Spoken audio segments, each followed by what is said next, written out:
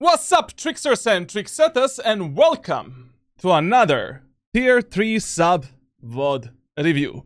Today at our coaching table, we have the Immortal 1 Gekko playing on Lotus. So, I think this is one of the first Gekko VOD reviews that we're gonna do. It's definitely one of my favorite agents. Like, I usually have like 60-70% win rate with this guy.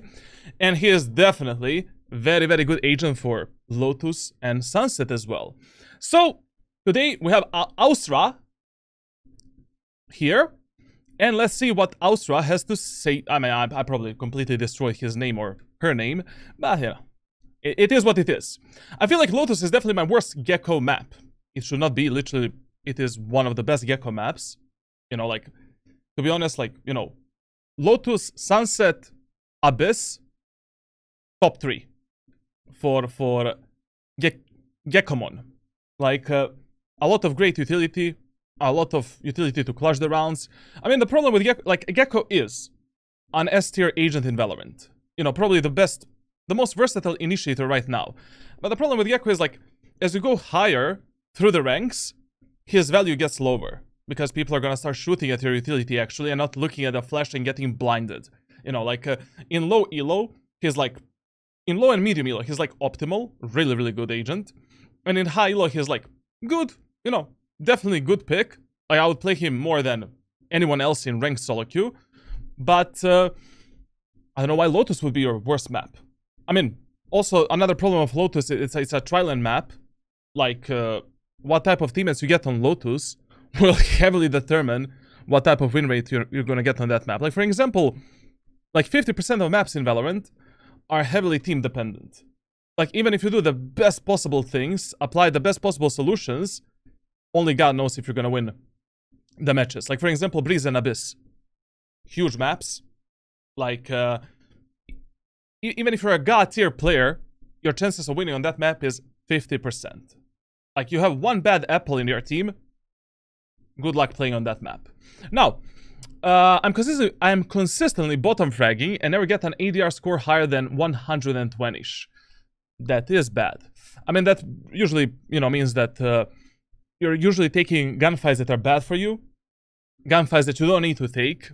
You can take better gunfights, create better fights for yourself, etc, etc. I feel very lost sometimes on offense, and I believe it stems from a lack of understanding on how to play the map and my role. Attacker side is where you win on Lotus. I mean, it's a very simple map on the attacker side. Very simple pattern of pushing as well. Very simple rules to follow. Like, on attack of Lotus, you need to win, like, at least 7 or 8. 7 or 8, like, rounds. If you want to have any chance to win on a defender's side, because, you know, trial and map, your team has dice on C, you're playing A. Good luck retaking the bomb site, you know, after 15 seconds of a rotation. I feel like my CT side is okay, but my T side is very lacking in the shot calling aspect. Okay, we'll focus on that. And again, I believe it's because of a lack of understanding of the map. Listen, if you struggle to understand the map, I mean, you don't even need this specific, like, VOD review. Like, just take a look at my ranked playbook on my Discord server at Asian Guides. I've fully covered what is the most optimal way to play Lotus. In the jet videos, I explain the maps, like, so just take a look at that, and that's it. Like, I mean, so that should already fix, like, 50% of your problems on Lotus. I feel like my PK is mediocre as well. I mean, that can be a problem of your ADR, like, only God knows what type of fights you're taking and how you're taking them as well. But I'm not too sure if any part of my mechanics needs improvement. We'll focus on that, you know, depending how many negative points I give you for individual aspects in your mechanical skill. Depends, you know, what type of training you're gonna get. I have like 100 pre-recorded. General trainings, aim training routines. We always find something, you know, like some kind of a training for the players that get the live VOD review. This is a very difficult game for me, and I think that if I was given a proper explanation on how to play Lotus as Gekko on CT and T side, and understand my role and agent better, this can be one of my best maps. Definitely. I mean, like, you know, win rate, it doesn't matter what type of win rate you have on a map, because your win rate on the maps is, like, essentially completely dependent on also what type of teammates you get. Like, for example, statistically speaking, Bind, Icebox, and Split are my best maps. Like, maps where I have really high KDs, very high KST, very high ADR, but my win rate fluctuates depending on, like, you know, what type of gorillas I have in my team. Like, sometimes you will get more trollers on that specific map in a specific act than on other maps, and then you'll have like 20% win rate on Lotus, even though you play good on Lotus. So, like, 60% of matches in Valorant that you lose because you're shit. You could have done something better. 40% of matches you lose because of other factors. What type of teammates you get, what type of enemies you get, what is the matchmaking balance. Also, like, did somebody leave the game? Did somebody troll? Like, what is your teammate's mentality? Like, there's so many... There's RNG bullets in the game, brother. You know, one RNG spray can cost you the whole match. So essentially, like, you know, when you're taking a look, like, which map is good or bad for you, you know, on which map you need to improve, it's better to look at your personal performance and overall feeling, how you feel on the map. Like, if you feel lost on the map and your personal performance is bad, it doesn't matter that you have a high win rate. Maybe you just got a bit lucky with what type of teammates you got, and you need to work on that specific map. You can do something better. My goal for this act is Immortal Tress. Any kind of advice would help. Thank you, coach. All good. All good. I don't know why the guy left the server. Maybe he was banned, because these days we're banning a lot of people that are, like, scammed. Like, there's a lot of you guys, like, if you get banned on our Discord server, you didn't get banned because of what you were saying or what you were, you know, talking about. You only got banned because your account was hacked. And I always unban you after, like, 7 days to see if you're gonna fix the account. Because there's a lot of these guys that are spamming the Steam gift codes, like, don't fall for that. Like, guys, there's nothing free in this world. If somebody offers you, you know, to something free, probably it's not free. You know, don't click on the fucking link. And then, you know, we need to ban you, then I need to unban you after 7 days. You make problems for everyone, you know, like. But anyways, I'll contact this guy through the private messages and tell him that we completed his VOD review. Okay, we'll focus on Gekko, on Lotus, and we will focus on your mechanics to see if there's anything that you can improve in this specific VOD review. And this leads us, so I can say the N-word as much as I can. No, but, you know, if you say the N-word or some slur, you're not gonna get banned. No one gets banned on my Discord server. I guess it's forbidden. My moderators don't have the permissions to ban you. You can say the N-word, but you're gonna be timeouted for 7 days.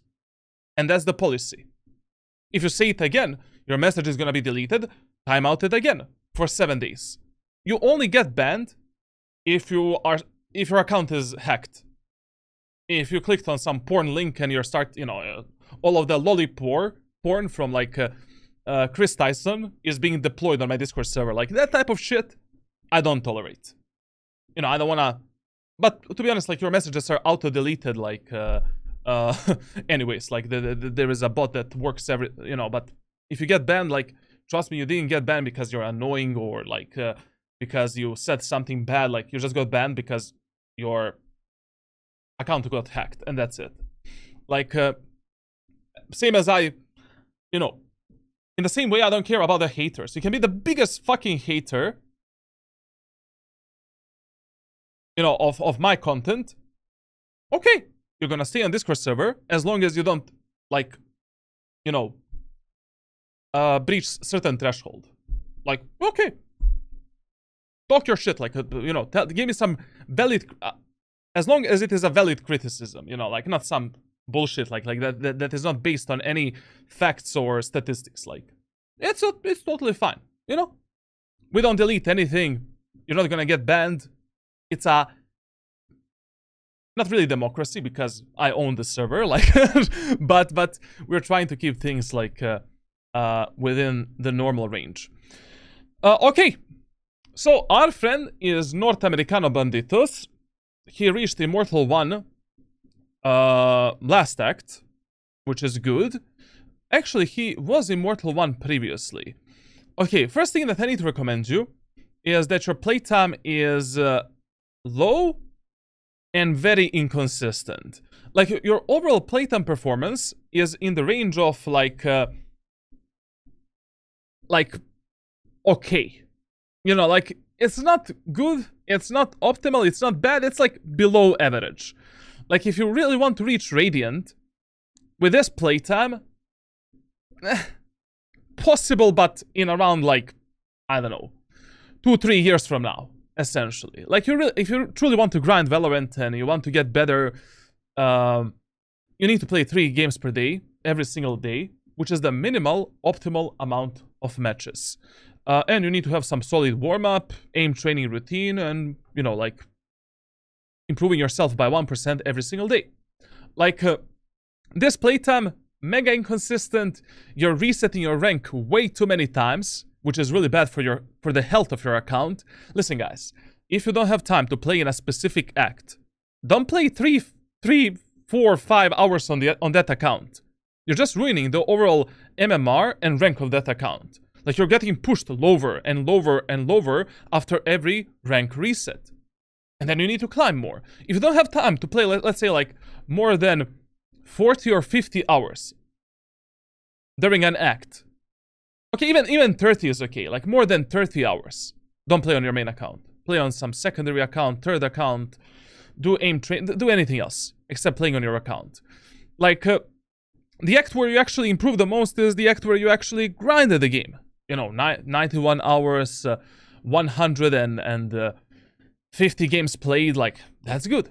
That is the optimal amount of games that you need to play if you want to see some significant performance. And also, one more thing that is kind of sad about your tracker is that you kind of have the potential to be a really good player.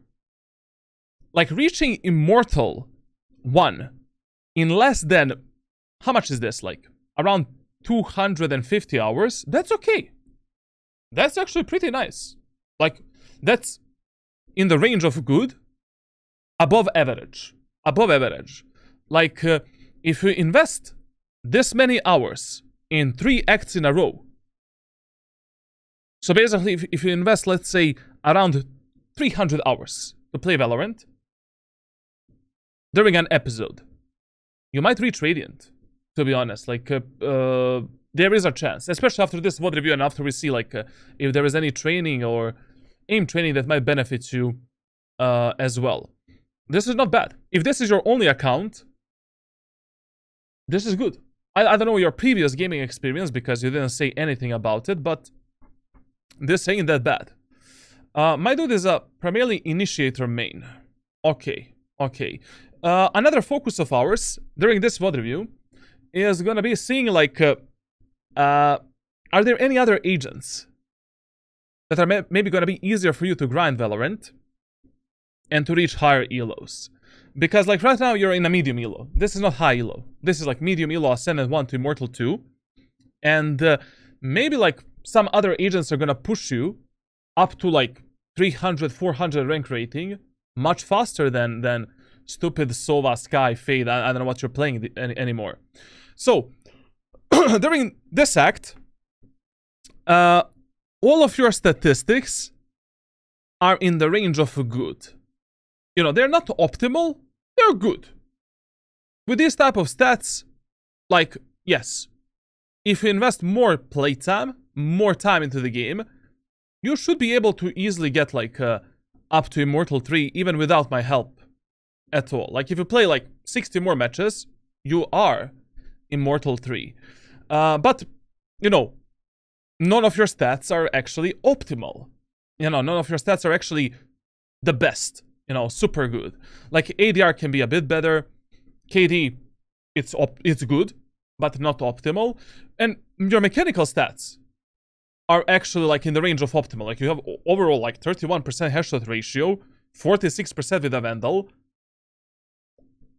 Like, your static aim, your raw aim, is actually good. Maybe your movement is shit. Like, I don't know, like, you know, because you said that you usually have a problem with ADR, and maybe your positioning is shit. So, once again, we have the example of the player that has, like, good statistics, but he is not, you know, he feels lost. He feels that he is not improving. And we already know what that means. Okay.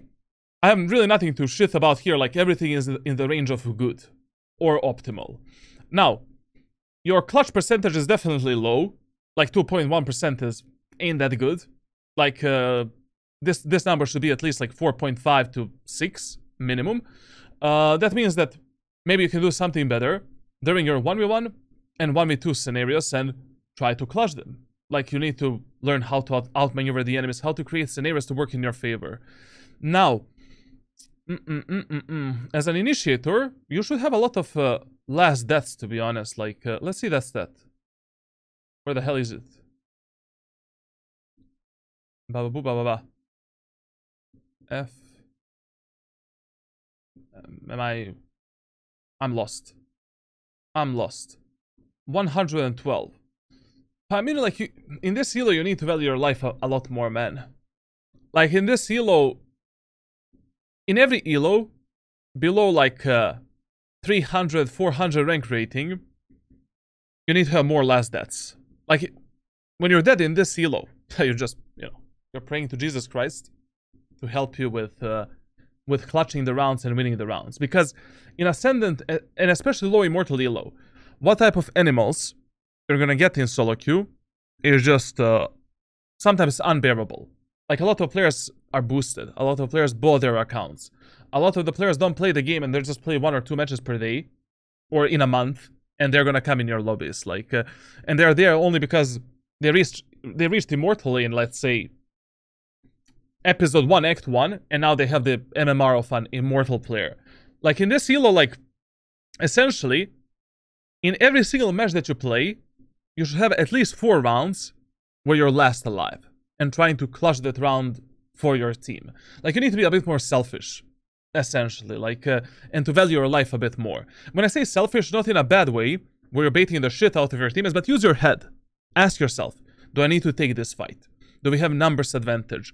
Can I play together with one of my teammates and maybe use their life, to take easier gunfight?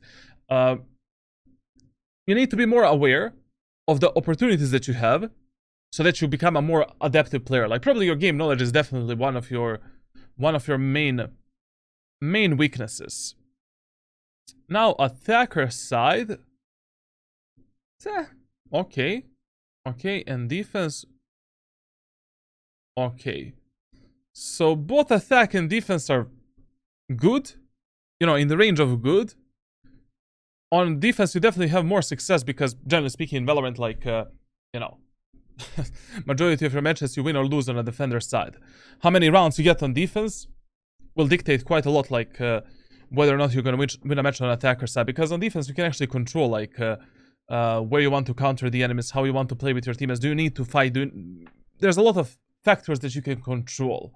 On attacker side, a lot of times your teammates are not going to listen to you. They're going to push something alone. God knows what they're going to do with their utility, etc, etc. Like, on attack, you kind of struggle with round win percentage, and on defense, you struggle with better KST. Like, on defense, I can definitely see that you're taking way too many fights that you should not take. In a match of Valorant, like, in one of your games, there is at least 2 or 3 deaths that are preventable. At least 2 or 3. Because you're dying quite a lot. Quite a lot. Quite a lot.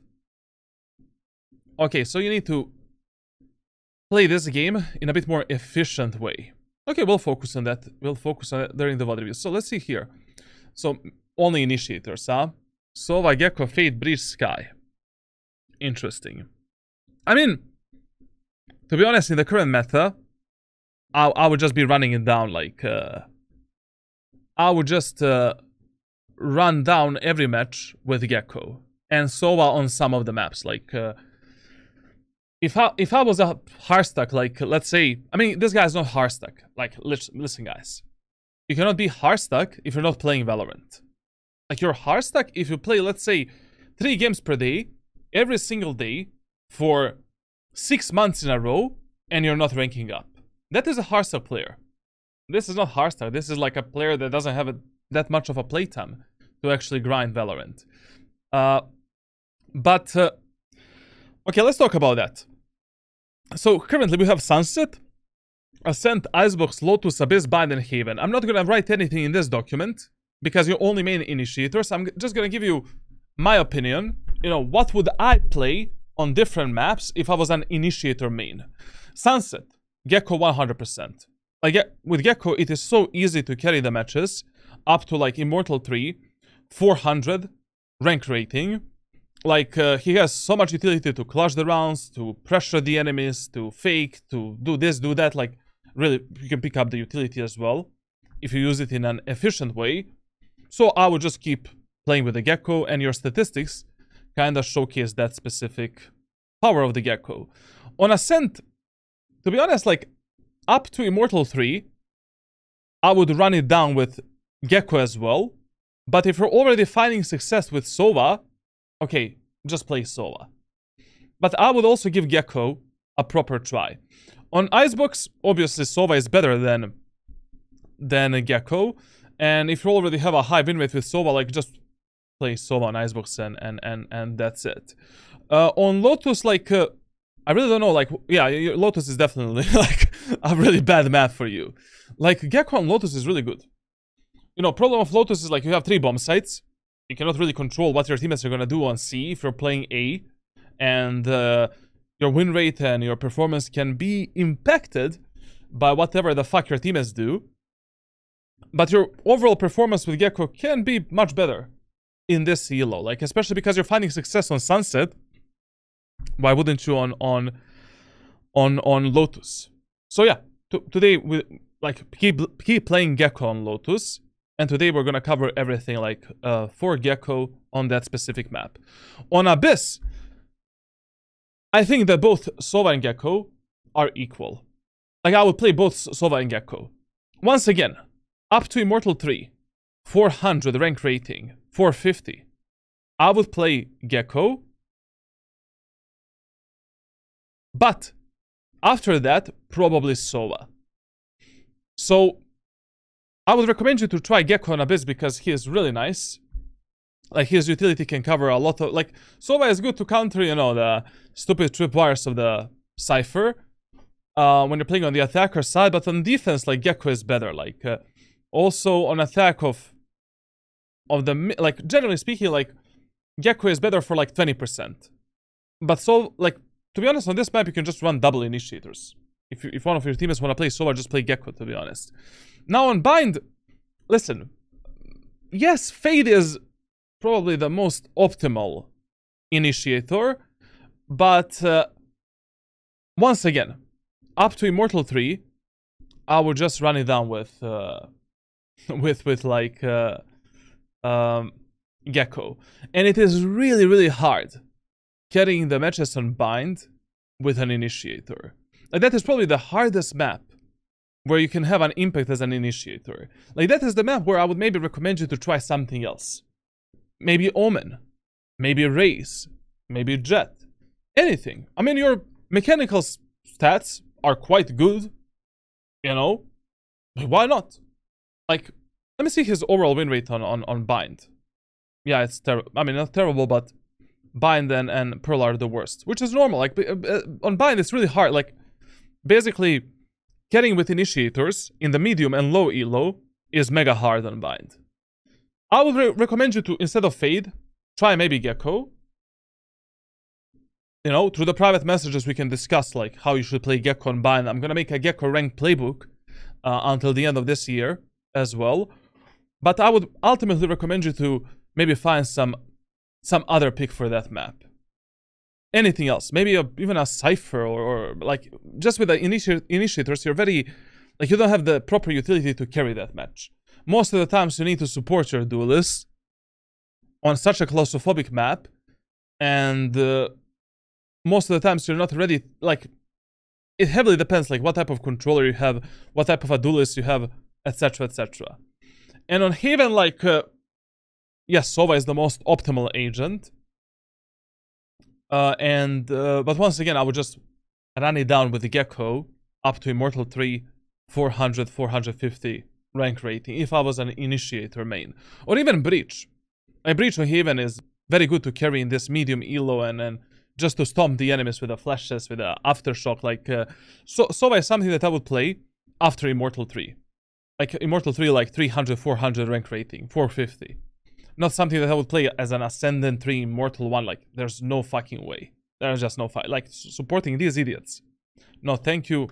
I'm the carry here. Not you. Yeah. Like, definitely, you know, you played a lot of initiators. It's fine. Whatever. But based on all of your stats, like, why don't you try something else? You know, get out of your comfort zone. Experiment a bit. Like, it doesn't matter that you're an initiator main. Like, you still need to expand your game knowledge beyond that.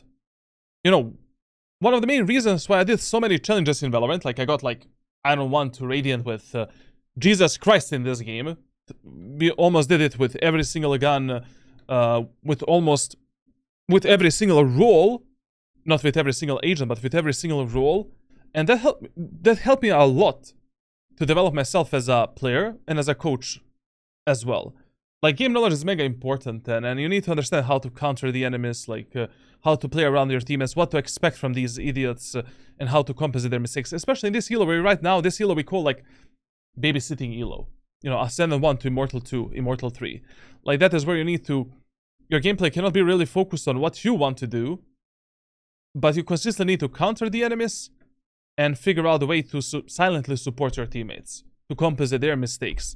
And doing that with initiators might be a really, really, really hard task on some of the maps. Now, when it comes to your loadout, like pistol rounds, optimal, very fucking good. Full buy rounds, optimal, very good. Semi-buy rounds, okay, below average. You can do something better in the semi-buys. I don't know which weapons you're buying in the semi-buy rounds, but this can be a bit better. And eco rounds are good. You know, they're good, like above average. It's okay. Now, when it comes to your weapon versatility, you definitely have way too many kills on these 3 weapons compared to everything else. Like, you can definitely pick something, you know, become a John Wick of Valorant. Like, depending which map you play, depending which strategy you want to execute, depending how you can counter the enemies, depends which weapon you're gonna buy in a specific round. Like, you should definitely, like, even with a Sova and Gekko, keep the shorty as your primary secondary weapon, especially on the claustrophobic maps, where there is a chance for you to trade yourself for kills in the close quarters. Then, like, Stinger, you should completely replace the Spectre with a Stinger. Learn the Stinger, it is better weapon in almost every single term. Like, Spectre is only good against enemies that are eco, but then when you play against the enemies that are full buy, that's a huge problem. You invest a lot of credits for this, you know, this shit. Like, come on, man. Now, Outlaw is something that you need to touch more. Like, both Outlaw and Operator. So what if you're playing Initiators? You're playing Icebox, Defender side. Enemies are patting like idiots on the bomb site. Boop, boop. Make numbers advantage. Kill the enemies from off angles. Easy. Abyss. Breeze. Pearl. Like, weapon that you play is not dictated by the agent that you play, but by how you want to counter the enemies and how you can get a numbers advantage for your team. Like, Op and Outlaw especially. Outlaw should be your primary anti-eco weapon on a defender side. You win the first round, second round, Outlaw, Light Shield, Utility, that's it.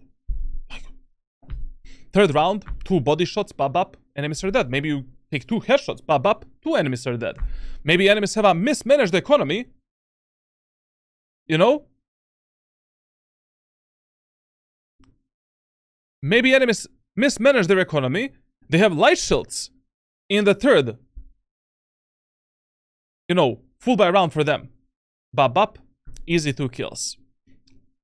Play more Outlaw. Operator, like, you know, with Initiators, I would definitely touch on Icebox, Breeze, Abyss. On other maps, it really depends, you know, what I see from the enemy team. It's good that you're bringing in the Odin. I mean, Odin on some of the maps, especially when you're playing Initiators, is mega busted. Like Lotus, Ascent, Haven, like, I mean, the easiest cheesy kills you can get in a game. And everything else is like, okie dokie. I mean, we'll see in the VOD review what you can do a bit better. Overall, like, this tracker doesn't tell us that much, but you know, and we need to see your gameplay to see what type of shit you're doing on Lotus. But I just think that if you play Valorant more, you would already be a consistent Immortal 3 player. Like, if you double your playtime, maybe you're not gonna reach Radiant. You know, you're probably not a Radiant caliber player.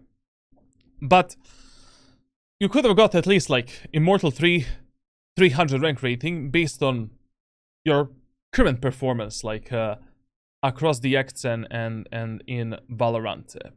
Okay, now let's jump into the VOD review. And let's see, like, what my man is doing on Lotus and Gekko. Gekkomon? Yeah, Gekkomon, definitely. Okay, stop with the cringe. Okay. Okay, now let's start with the actual VOD review. And we're starting on the attacker side with Gekko on Lotus. So basically, let's first talk about the Lotus a bit. Essentially on Lotus, your number 1 priority and default site on attacker side is A C site, number 2 priority A site, number 3 priority B site. Essentially, in the first 4 to 6 rounds, you want to test enemies on C, then on A, and using the B site as a last resort. Essentially, like, in the first 4 to 6 rounds, try to play together as 5. Don't complicate your rounds too much, because, like, if that type of playstyle is working for you, essentially, like, there's no reason to change anything. Like, I mean, if enemies cannot stop your 5-man executes, they're absolutely cooked, essentially, on the map. Now, after the 4th, 5th, 6th round, you know, depending how the first 4 rounds go, you need to make a decision. Can we play together as 5? Do we need to split up the map a bit more? Do we need to default a bit more? Are the enemies aggressive on the defender side? How well they're defending B side, A side, C side? Like, you know, you need to get some information for yourself and your team as well. Now, absolutely best pattern of pushing on this map is essentially pushing the C side 3 rounds in a row, and then in a 4th round, faking C and going A. No matter how the first 3 rounds go, you will put enormous amount of mental pressure onto the enemies. God forbid, if you win all 3 rounds on C side, like, that 4th round fake is gonna be easy peasy. Why should you prioritize, like, C side in the earlier stages of the game? Your teammates cannot make that many mistakes. It's a very clean execute, very clean push. Even if a sentinel is guarding that bomb site, most of the time, he is the only player that is playing C side, while the rest of the team is fighting for aim and control. And isolating that guy with tons of utility should be an easy job for players that actually use the brain and know how to use their utility, essentially. So in the first round with Gekko, on Lotus, I would always go with a classic pistol, light shield, and a wingman on Lotus. Because if you're pushing C side, like, majority of the duels are medium range, close range gunfights, you don't need to invest into the ghost. And most of the times, you know, one of your teammates is probably gonna die. Drop a ghost, you're gonna pick up their ghost, and that's it. So the reason why we push C in the first round is, like, first of all, like, most of the times, like, there's only gonna be 1 player there, Sentinel, that doesn't have that much utility and a good weapon to stop our push.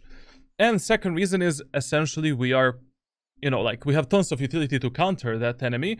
Your teammates cannot make that many mistakes. They cannot be isolated in some stupid, like, 1v1 gunfights, and that's it.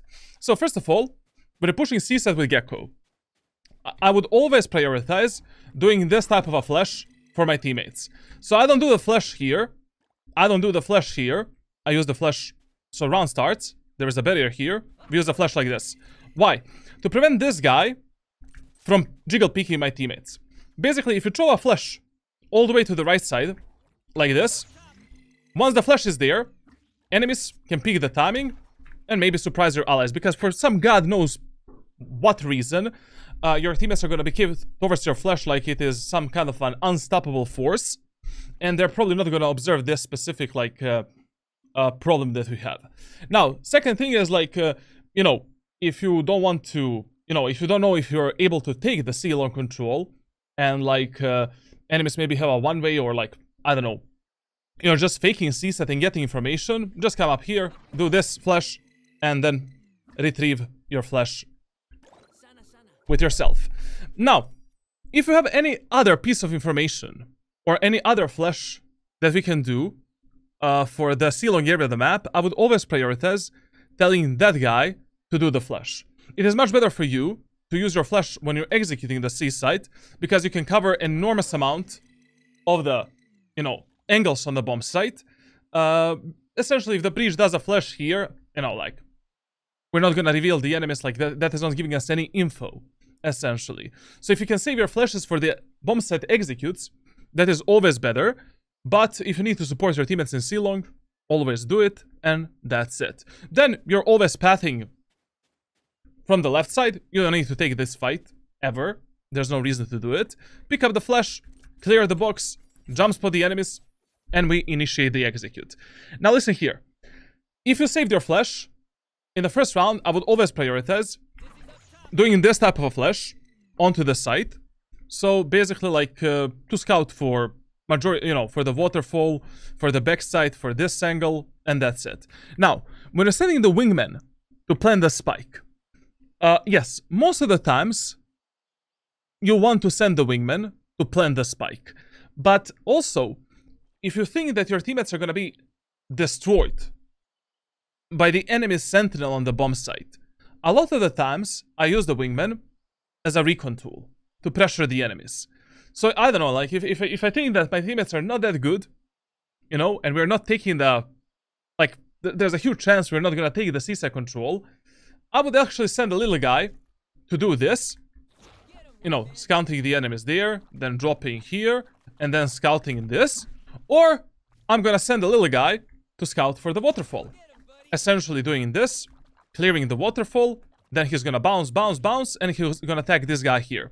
So these two wingman lineups are the only ones that I use to scout for the enemies. And in the first round, I think it is much better if you use the wingman not to plant the spike, but to scout for the enemies. Like, especially if you cannot really trust your teammates, and if you're playing in low elo and medium elo, only God knows if your duelists are actually gonna take the side control, if they're gonna go in, and what the fuck they're gonna do. So sending the spike with a wingman is very fucking risky, essentially. So that is how we should play the first round. Let's see what you're gonna do, because I see that we're going C-side, which is good. So enemies have Killjoy. Okay, I mean, Killjoy is much easier to push on C-side than Cypher. Our team comp is okay. Enemy team comp, they don't have a duelist, so on defender side we can take more space. Okay, I mean, they don't have a dive duelist. Also, please pay attention, like, when you're dropping this type of a flash, I see enormous amount of time, you know, people do this, or they do this, and then your flash ends up here, here, or here. Like, just, you know, if you're pushing C-side, like, just pop the flash like this, or simply, and that's it. Like, nothing else. Simple as that. I'm gonna grab the orb. There's my buddy. Okay. Alright, let's go. Wingman's gonna plant spike. This is very risky, man. Like especially because, you know, only Rays enter the site. We don't know where is the Killjoy. Like, maybe the Raze is gonna die right now, Killjoy is gonna destroy your wingman, they're gonna delay your push a lot. Like, I don't know, this was mega risky play. Like, I would have actually sent my wingman to support the Raze at the waterfall, or simply wingman to clear the, you know, just, this lineup is very simple. Like, this is the same shit I do with Raze Boombot as well. Like, just aim here, in this corner, and then bop, is gonna clear that, is gonna clear this, and is gonna tag and, you know, it's gonna lock onto the enemy that is playing here. Or, you know, just aim here, and then throw the wingman to clear the waterfall. I don't know. Extending that wingman prematurely to plant the spike, when we're not certain whether or not we're gonna take, like, the side control, is giga risky, like, to be honest. Risky moves. One push the main. Two push. And also, like, really, like, you know, #1 rule of the first round in Valorant that you should follow, especially if you're playing between Iron 1 and Immortal 3. First round should always be a 5-man execute towards one specific objective. No lurking, no flanking, no splitting apart, nothing. If you're teammate Omen is doing what this Omen is doing, you know, pushing B set alone, like lurking, like tell him to play together. Like there is no, especially on Lotus, there is no reason to split the map in the first round. Like 90% of times, enemies are gonna fight for aim and control. There's only gonna be one or maximum 2 enemies on C side. Taking C side control is piece of cake in the first round. Like if you notice enemies are fighting for C, just go A, and that's it. That's my Omen. That's my smoke on Abyss. Nice shots. Okay. CT, I think? Oh no. I'm gonna flash CT. Kill this guy. Did he smoke? Maybe okay? Oh no. Nice. Okay. Good job, everyone. Okay. Solid first round. Nothing really to complain about. I would have done slightly different utility usage, but sure, fine. Now in the second round, we push C again. Yes, C set is a... I mean, both C set, B set, and A site are mega claustrophobic on Lotus. Like, generally speaking, it doesn't matter which bomb set you push against the enemies that are eco. I would just avoid B set heavily because playing the post on B is always 50-50 and mega risky. But on Lotus, I would always try to create this pattern of pushing where I push one bomb site 3 rounds in a row, preferably C site. And then in a 4th or 5th round, we fake that specific side because we're going to apply enormous amount of mental pressure onto the enemies. If I win the first round with Gekko, in the second round on attacker side of Lotus, I would always go with a Stinger, Heavy Shield Shorty, or I would go with a Bulldog, Heavy Shield. But also if you have a lot of money, you can maybe go with a Guardian as well because there's an enormous amount of spammable positions on this map that you can use to get some cheesy kills, especially if you're pushing A side. So the option is really yours, but it just makes more sense to buy Stinger since if you're pushing the C set already, majority of the fights are like medium close range. You have the Ghost as a secondary weapon because you saved it from the first round, so that should be your buy option. And in this round, we definitely don't want to split anything, like just, you know, just a 5-man execute, enemies are eco, Halba, you know, fully eco. No reason to do anything alone. Okay. The door one? No, that was us. No. Nice shot. Whoa, front side. Okay, listen here. A bit unlucky, to be honest. Like I mean, that raise passed the, you know, Killjoy passed the raise, but try not to be.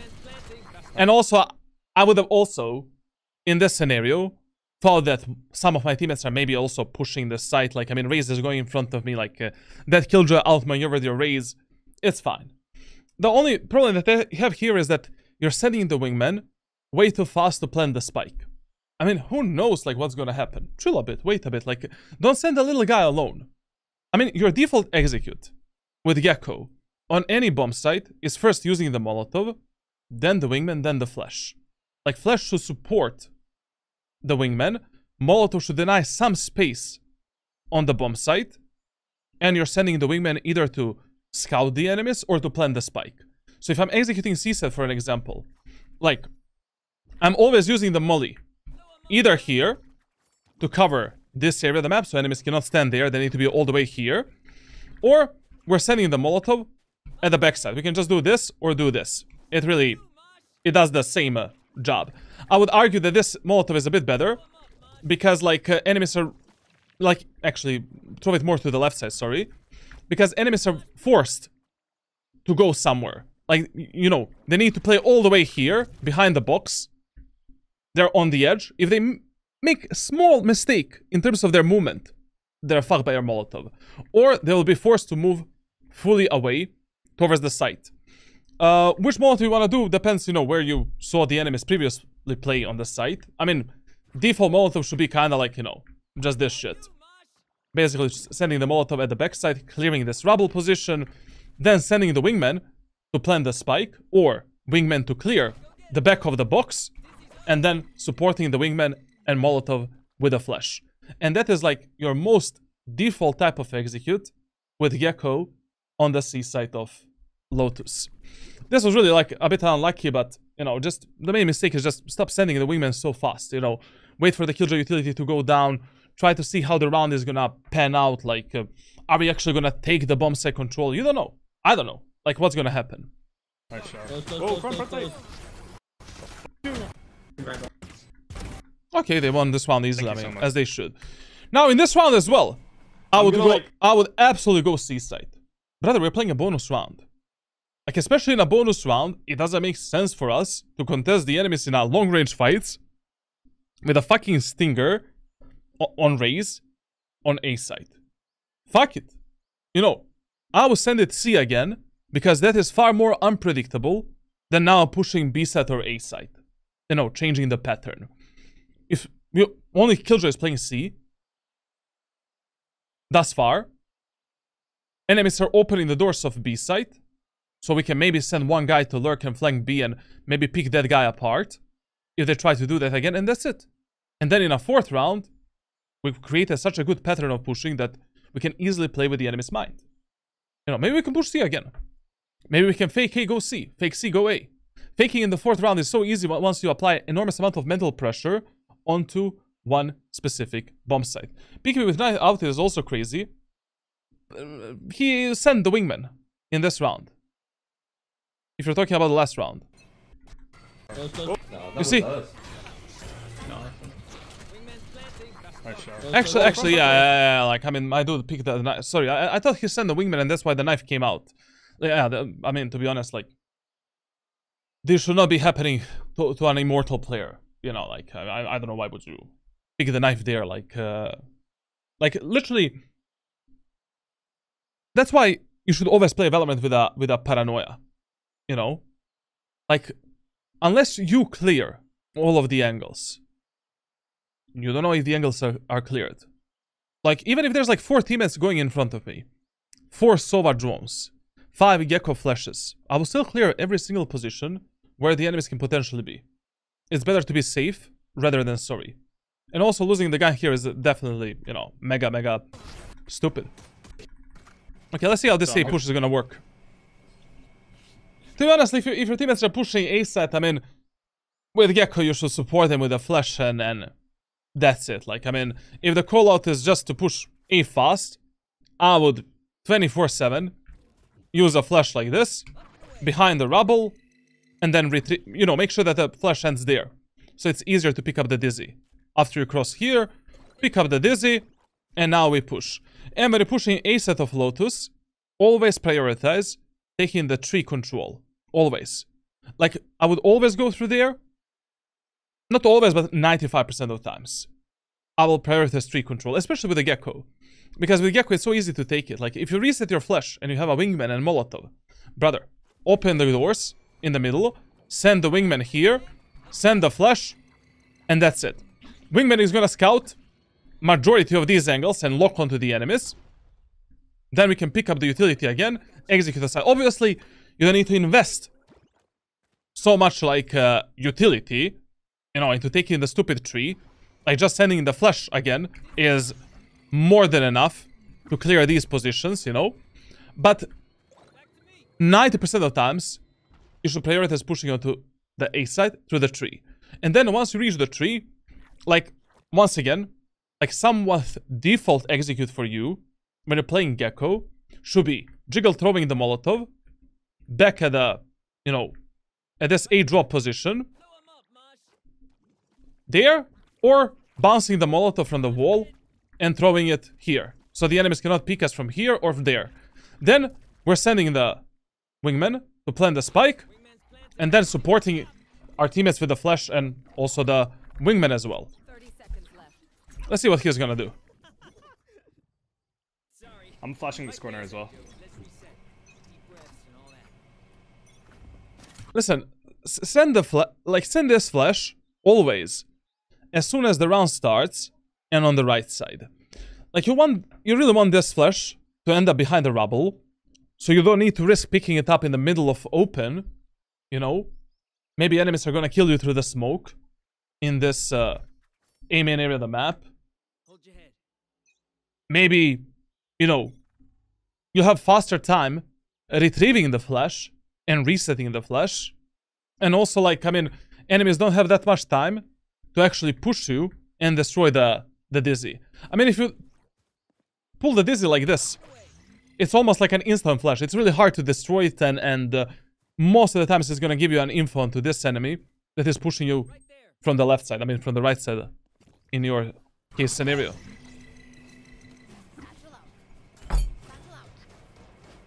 Okay, You see here, like, why would I be picking this flash right now? I could have already picked up the flash. And I don't need to risk some random bullet flying in my head through the wall. Not even Jesus Christ could have supported that raise. Like, if your duelists are playing this aggressive, tell them that you cannot support them and tell them to play a bit slower. I don't know what the fuck this raise was doing.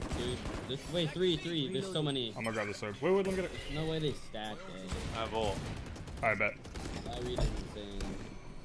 I really think that the main wrong move here is like, why we're pushing A. Seaside works 2 times in a row. We have a Halt by eco weapons. We have a Spectre, Stinger, Sheriffs, Buckies, Judges. I don't know, like, Race had a Stinger, Phoenix has the Spectre. Why would I push A side? Just push C again. Fuck it, if it is already working, let's try it again. Let's see how the enemies are playing there, and that's it. Also, one more quick note. In this round, I actually would have bought the heavy shield. I mean, there is no reason saving this many credits if you already have, like, such a good economy for the 4th round. Fuck it. I mean, if you afford every single credit that you're not going to use in the next round. Unless you're buying Odin in the next round, or Operator. I don't know why would you save so many credits. Buy the heavy shield, because maybe that shield will save you from the enemies. There is a chance. You know, maybe that shield, you know, enemies have a guardian. Instead of dying from 2 bullets, you're not going to die from 2 bullets in the body. You will survive with a heavy shield and maybe have time to kill that enemy. Maybe you kill an enemy instantly. Now you have a heavy shield, Vandal, Phantom, Guardian, whatever. You're literally playing a full buy round. Like, there's no reason to save the credits that you're not going to use in the next round. Let's see how they're going to finish this push.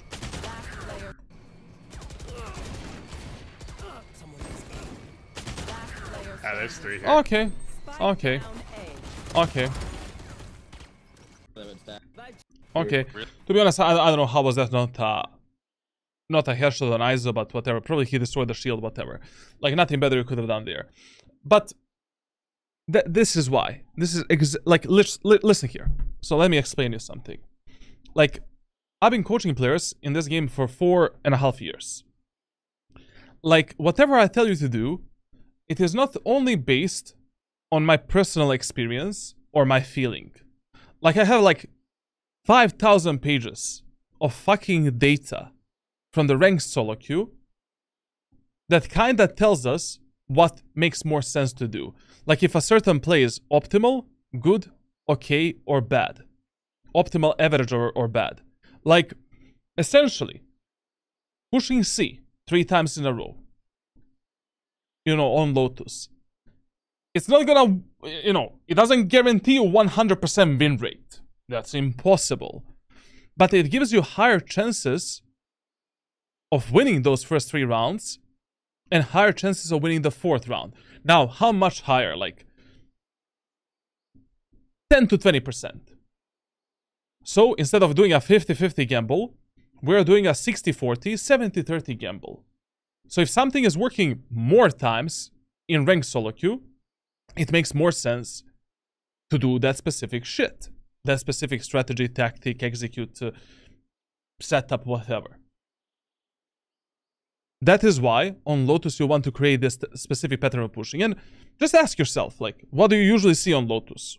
You see players fighting for A long, for A man control. Most of the times only one sentinel is playing C side, but one sentinel, he needs to be mega fucking good to delay and to stop your push. Like, that guy needs to have some crazy setup and mechanical skill to even stay alive. To even trade himself for 1 kill, essentially. Because it's hard to stop the the C push on this map if you're not fighting for the C long control. Or if you don't have duelists, you know, like with Operator and someone taking the initial duels in C long. So just from now on, do this, and trust me, like, you'll have like 60 to 70% higher chances of winning the first 4 rounds. Yeah, wait. I'm flashing this corner. Okay, we're going back on C. I don't like these 2 flashes that you're doing in C long and A main. In C main and A main. Like, this flash should be basically traveling like this, like towards that angle, and this flash should be traveling like this, and that's it. And when you're pushing B side, I mean, most of the times you should save your flash and do it on the side like this when you're executing the site, or underthrow it and make it land here, so it's exposing these enemies. But sometimes, you know, if you think your teammates are gonna die in B main, or you think your teammates are not gonna clear this box properly, it's okay throwing a flash like this, and it's gonna scout for this enemy, enemies that are close, and that's it. Otherwise, like, if you save your flash for this B push, like, just do it like this. Throw it underground, so it stays longer here. So enemies cannot stay here for, you know, enormous amount of time. And also another problem of this flash here is that, you know, enemies can wait for this flash to pass them. You know, they can jiggle peek it. Then when the flash is there, enemies are holding your teammates, and your teammates are kind of, I don't know, like, people behave towards the flashes and smokes in Valorant like it's some kind of a, you know, god tier utility that is blinding everyone. You know, everyone is like seeing Jesus Christ. Especially Gekko flash, it's very underwhelming. It's more of a recon tool than anything else. Like, it's not really a flash to be honest. Like, so yeah. Okay, let's see how the C push is gonna work. Grabbing the sword. And also, when you have a Gekko ultimate, I mean, it really doesn't matter what you push, you know? Like, Gekko's ultimate on both A side, B side, and C side is good, obviously. But on C side, like, you just have, it's most optimal. Because you can clear literally the whole site, no matter what type of circle you decide to do. Like, and also when you're using the Gekko ultimate, always make sure to get as close as possible to the choke point, but be aware. If enemies deal any percentage of damage while you're in the ult, your ult is gonna be cancelled. So sometimes I don't use my ultimate here, I simply use it here. You know, if I think enemies are gonna molly me, because a lot of times when I'm playing Gekko against the enemy Gekko, I love to use this Molotov through the smoke, and this molly cancels the Gekko ultimate. And then, you know, I can maybe stop the enemy's push, kill them, and that's it. So, when you're using the Gekko's ultimate on C side, the best idea is not to, like, hunt the enemies in the waterfall, or hunt the enemies, like, in the CT. Majority of the times, I just prioritize doing this. So, essentially, I just make the full circle on the site, and then I pick it up. Or, we make the full circle from the right side. Like this. We clear the whole site for our team. Enemies cannot hide anywhere. And then we retrieve it, and we have it for the post plant again. It's just 10 seconds. Enemies that are rotating from A to C, they need like 15 seconds, to be honest. So, you'll have the ultimate really fast for the execute. And there's no reason to send, you know, to waste the wingman and Molotov unless you really need to use the wingman to plant the spike. Come an altar here. You should have followed this, he should have followed the Phoenix with the ultimate. I mean, I know that the Phoenix is using the ultimate, but brother, considering, you know, when you're playing on the attacker side, already in the first 3 to 4 rounds, you need to ask yourself, like, what type of teammates you have with yourself. Like, right now, you have teammates that are aggressive, and we don't know if they're good or bad. Like, this race is mega aggressive. Like, she's going in, she's not waiting for any utility, she's just running it down. So I would have actually used my ultimate here in the opposite direction from my Phoenix ultimate. only because there is a chance that my raise is gonna dive in like an imbecile and maybe die, and then, you know, round becomes more complicated. We're mollied off. We can't help you. Nice shot. I'm blinding water. One water. Listen, here, you know, we are actually playing against the Killjoy.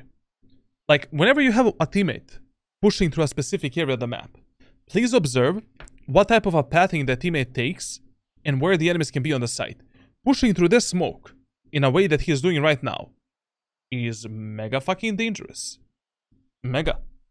Like, Phoenix took this pathing. He cleared this area of the map. But only Jesus Christ knows if someone is here or here. And instead of praying to Jesus, right now through this smoke, we could have sent the wingman to support us. We clear the right and we just follow the wingman into the site.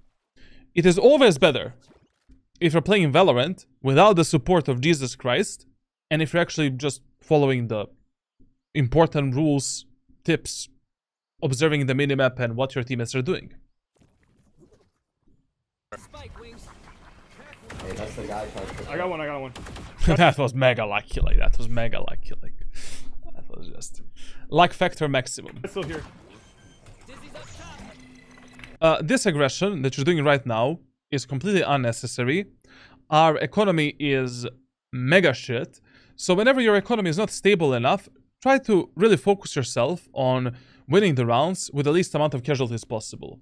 It is much better to win this 5v2 with all 5 of you guys alive than winning it with only, like, you know, 1 player alive, or God forbid we all die at that moment of time. So here, after we got that magical Killjoy kill, just tuck yourself in. Play as aggressive as your teammates are playing, and that's it. I would instantly reach this postman position. This is the best postman spot on C side, like, that your teammates are usually not gonna play. Wait for your teammates to get a contact with the enemies, refrag them, play together with them. And that's it. If your teammates want to go aggro into the city or waterfall, okay, then we're gonna use our flash to support them. You know, also in the waterfall, you can support your teammates with this type of flash, which is, enemies are never gonna break it. It's a really good flash to, you know, pressure the enemies in the waterfall, and that's it, man. Like, nothing really to think about, like, too much. Ooh. Okay, we had a bit of technical difficulties with Valorant, but now it's all fixed, hopefully. So let's see what my friend is gonna do in this post-plant. One leg. Oh, we're not pushing that. What the fuck is that Molotov? Ah, damn. But why? Like, listen here. Like, our economy is not that good. You know. Like, why would I waste this Molotov at all? I'm 5v2. I don't need to waste 300 credits to do what? Pressure one enemy. When you have true numbers advantage, you're 5v3, 5v2, 5v1, 4v3, 4v2, 4v1, 3v2, 3v1, 2v1. Just play on a refrag potential, unless you really need to use that specific piece of utility to win the round and to close it out. Here, you know, like, why would we do anything? Like, just get on top of the box with your Omen, play a double bait setup, follow your most aggressive teammates, and play with them. You know, you don't need to be the first one peeking the enemies right now. Like, you need to remember, you're playing in this babysitting elo. Like, when you leave these players 4v1, you don't know what they're gonna do. If you're playing in a low elo, and you leave your teammates 4v1, you definitely don't know what they're gonna do. So, just, you know, focus on a specific checklist that you need to complete. You know, making the numbers advantage, planting a spike, playing postman with my most aggressive teammates. I don't need to isolate any 50-50 duels, any 1v1 gunfights whatsoever. My job is done. Spike explodes, I move into the next round. Preserving the maximum amount of economy for myself and my team, and we are all happy. Happy family. Digging. Thanks, little man. Go CT. I'll play it. Buy me. You played it. ISO ult so Yeah. you don't get ulted in your Gekko ult. Bad. Okay, in this specific game, we maybe didn't like, we didn't create that specific pattern of pushing where we push C site 3 rounds in a row. But we did apply enormous amount of mental pressure onto the enemies. We won 3 rounds on C and lost only 1 on A. So this round as well, you know, the 5th round in this specific match is a good round to fake the C push and go A. Essentially, whenever you apply enormous amount of mental pressure on some bomb site, like you win like 3-4 rounds on that site, enemies are gonna naturally start doing much faster rotations. You know, it's just natural mentality. Like that's why in my in my private coaching sessions, I don't only teach you like strategies, tactics. Like I teach you to think. You know, like you need to always put yourself in a position of enemies. Like how would you feel if something happened in a specific match? Like what would you do in this specific elo and rank if you were in the enemy team? Like right now, if I was in the enemy team, my killjoy is terrible. You know, she cannot stop the C push. In this round, I would also probably like play 2 or 3 teammates around the C site and B site and try to stop your push with a one-way smoke and everything. So in this round, I would do the fake. Like maybe you and Phoenix, you can fake the C push with 1 Omen smoke, while the rest of the team is slowly taking the Amen control. But let's see how this is gonna go. I'm not pathing bend, I'm just gonna path backside. I can need bend. Change the flash! Uh-huh. That smoke was mega fast. Listen, whenever you see mega fast smokes in Valorant from the enemy team, expect that enemies are ready for your push and that controller or enemies are playing some kind of a setup around the smoke. Like there is solid 70% of chances right now that an enemy is maybe hiding around that smoke and they're trying to fuck you up. Or someone is close to the switch, waiting to open the doors and also fuck us up. There's my buddy. Ulting. Yeah, I got stopped. There's like 3. Yeah, there's 2 people. Yeah, I think there's like 3 people right now playing C site. Literally 3. Like this smoke here gave me all of the information that I need in this round. Like here, I would actually tell my teammates, hey guys, just go back A. But this type of thinking and, you know, you just need experience, man. Like you need to, that's why you need to VOD review your games. Ask yourself the questions. Like when you're doing VOD reviews, you're not only searching for the mistakes of your own, you're also taking the notes of how enemies play the specific match, what you can do better in the next match against specific enemy team composition or enemies. Like how can you repeat the good things that worked for you? Like I don't know, here like as soon as I saw that instant smoke, it smelled bad, man. And I would have still used my ultimate and used all of my utility to fake the push on C side, but I would actually tell my teammates, hey guys, just go away. Just fucking go away. There's my buddy. Ulting. And also one thing that you need to start doing with a Gekko's ultimate, you need to start jumping around, you know, like and bunny hopping. So it's hard, you know, gain the momentum, bunny hop, and then try to tag the enemies. Yeah, I got stopped. There's like 3. Yeah, there's 2 people in there. This guy's running back. Run. You should have been more vocal here and yelling at your team, you know what to do. I'm opening the door. It's you and me. I got ulted. Cloves on my body. Okay, we talked about the ISO ultimate, like in the previous VOD review that you can watch on my second YouTube channel, like VOD review number like 102, 103, I don't know. But TLDR, this is the ISO ultimate. Like these are the walls. This is the wall. With a long range weapon, such as Vandal. How do we play this ultimate? Like, the most important thing is where you keep your crosshair and where do you peek. Essentially, you always want to, if ISO is not making a sound behind this wall, you always want to peek from the side on which you feel your flicks are stronger. Essentially, if your right flicks are more precise than your left flicks, peek from left to right. Like, take this type of pathing. Like, your crosshair should be hugging this wall, and we are doing the right flick onto the ISO. If your left flicks are better, vice versa. There's many more tips. Just, watch the Valorant Radiant coaching number 103 on my second YouTube channel. Everything is covered there when it comes to the ISO ultimate. Fuck!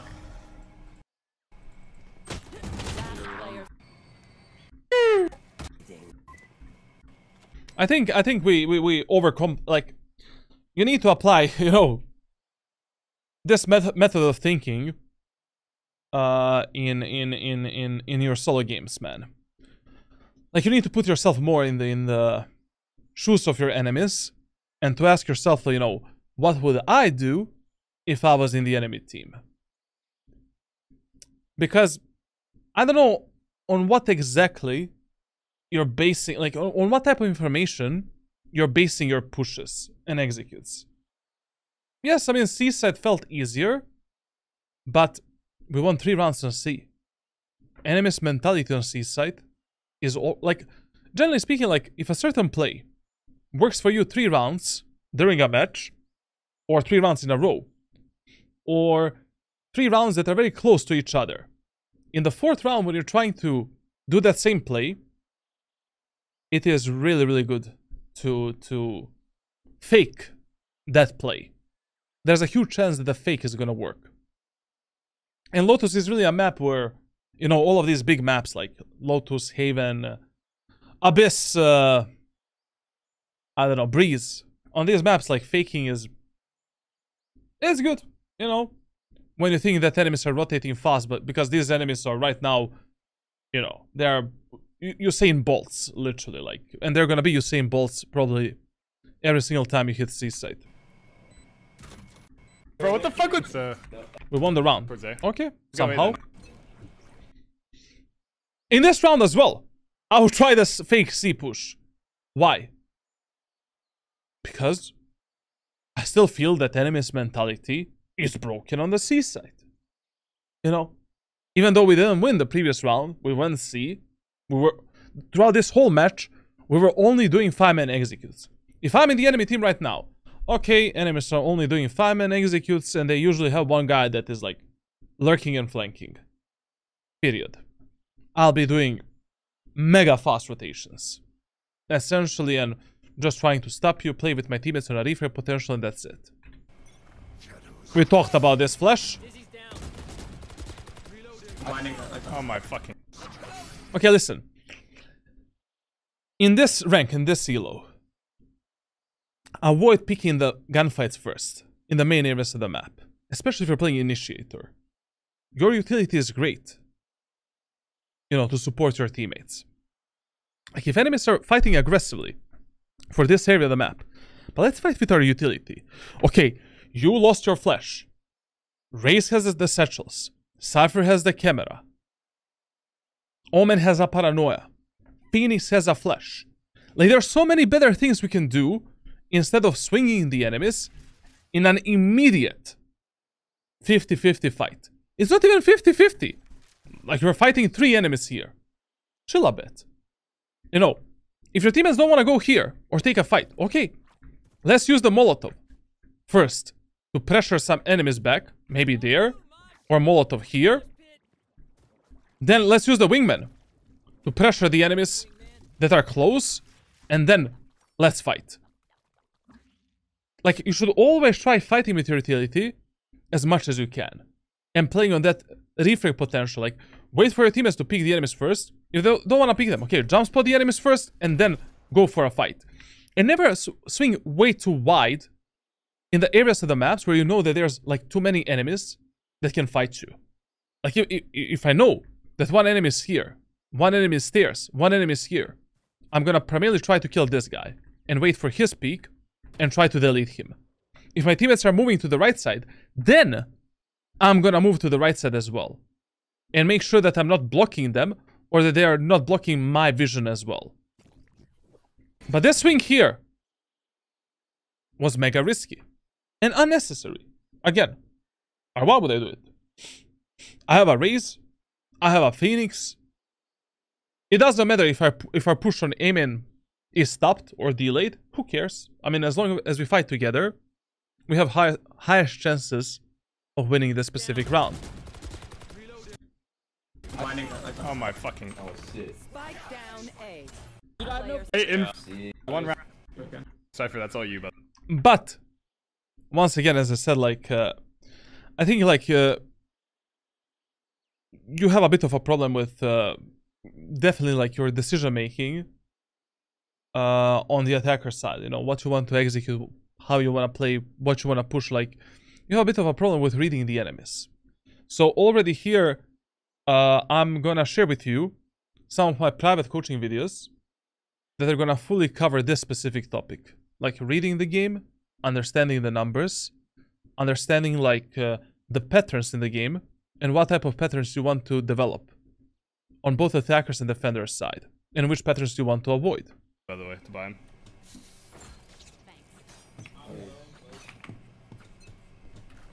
Also, listen here on Lotus.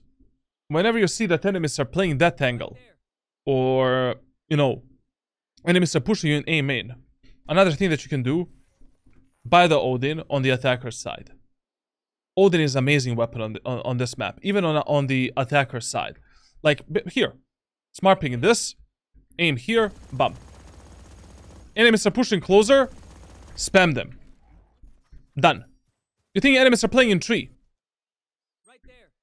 Spam this corner. Spam this corner.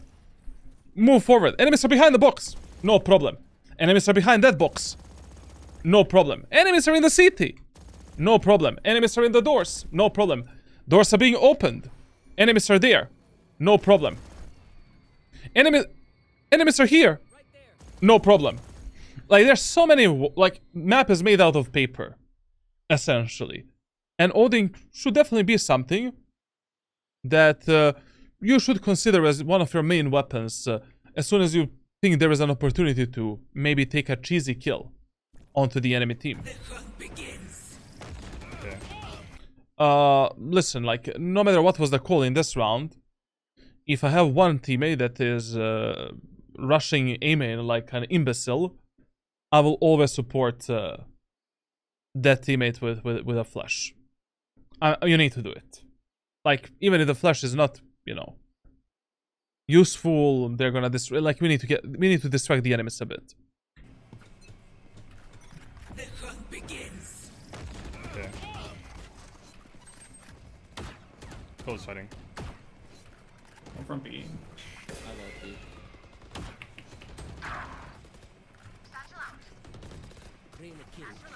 They're chasing me. Last player. One heaven. Yeah, it's like that. That's good bad. Bop. Hey, we got a shooter. One enemy remaining. Hey, we got a shooter.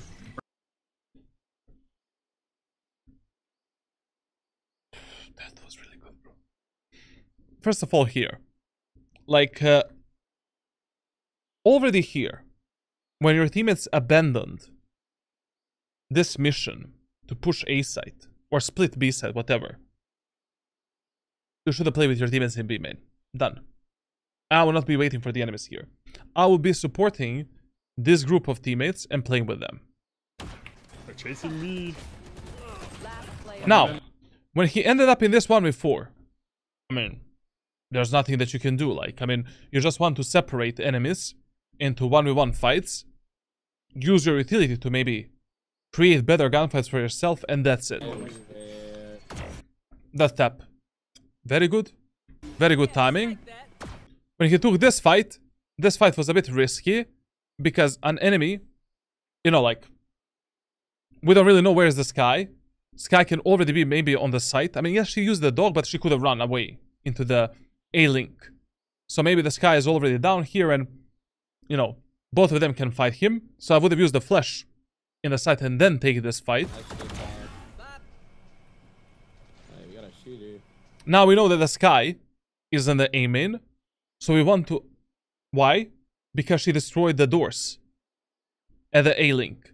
So we want to kill this Claw before the Claw and Sky connect with each other. I wouldn't, you know, I would engage this Claw with Wingman and Flash. Whenever an enemy is close to you, like, just bop. You know, Wingman first, then the Flash, and one of these things is gonna hit that enemy. Because, and why do you use Wingman first? Because Wingman takes more bullets, essentially. And chances of an enemy killing both your Wingman and the Flash, mega low. Then, we can pick up the utility. We know that the Sky is A-Link. Open the doors. We plant the spike on C site. And just isolate angles in a smart way. I would just plant the spike there. Go all the way into the C-Long area of the map. And hide here. And just hold this. Like, Sky needs to clear so many different angles. Like, there is no way that the Sky is gonna come all the way from the site here to clear this and clear this. We're just waiting for the first diffusal sound, and then we can engage that Sky and try to kill that imbecile. One enemy remaining. We got a shooter. Breakable. Dizzy has targets. I don't know, here I would just be running C. Like, there's no really... He also has a Wingman. Like, he knows that the Sky is B side. What are you doing? Why are you giving the Sky so much time to rotate, change the location? Like, just open the doors, send the little guy, take the orb on C-Long, plus we have the ultimate. Do we need anything else? So creepy. Recognize your win conditions, you know. Like, that is mega important in Valorant. Thanks, little man. Let's 30 seconds left. Deep breaths and all that. Thrifty. Sorry, guys. He has one flash. Yeah.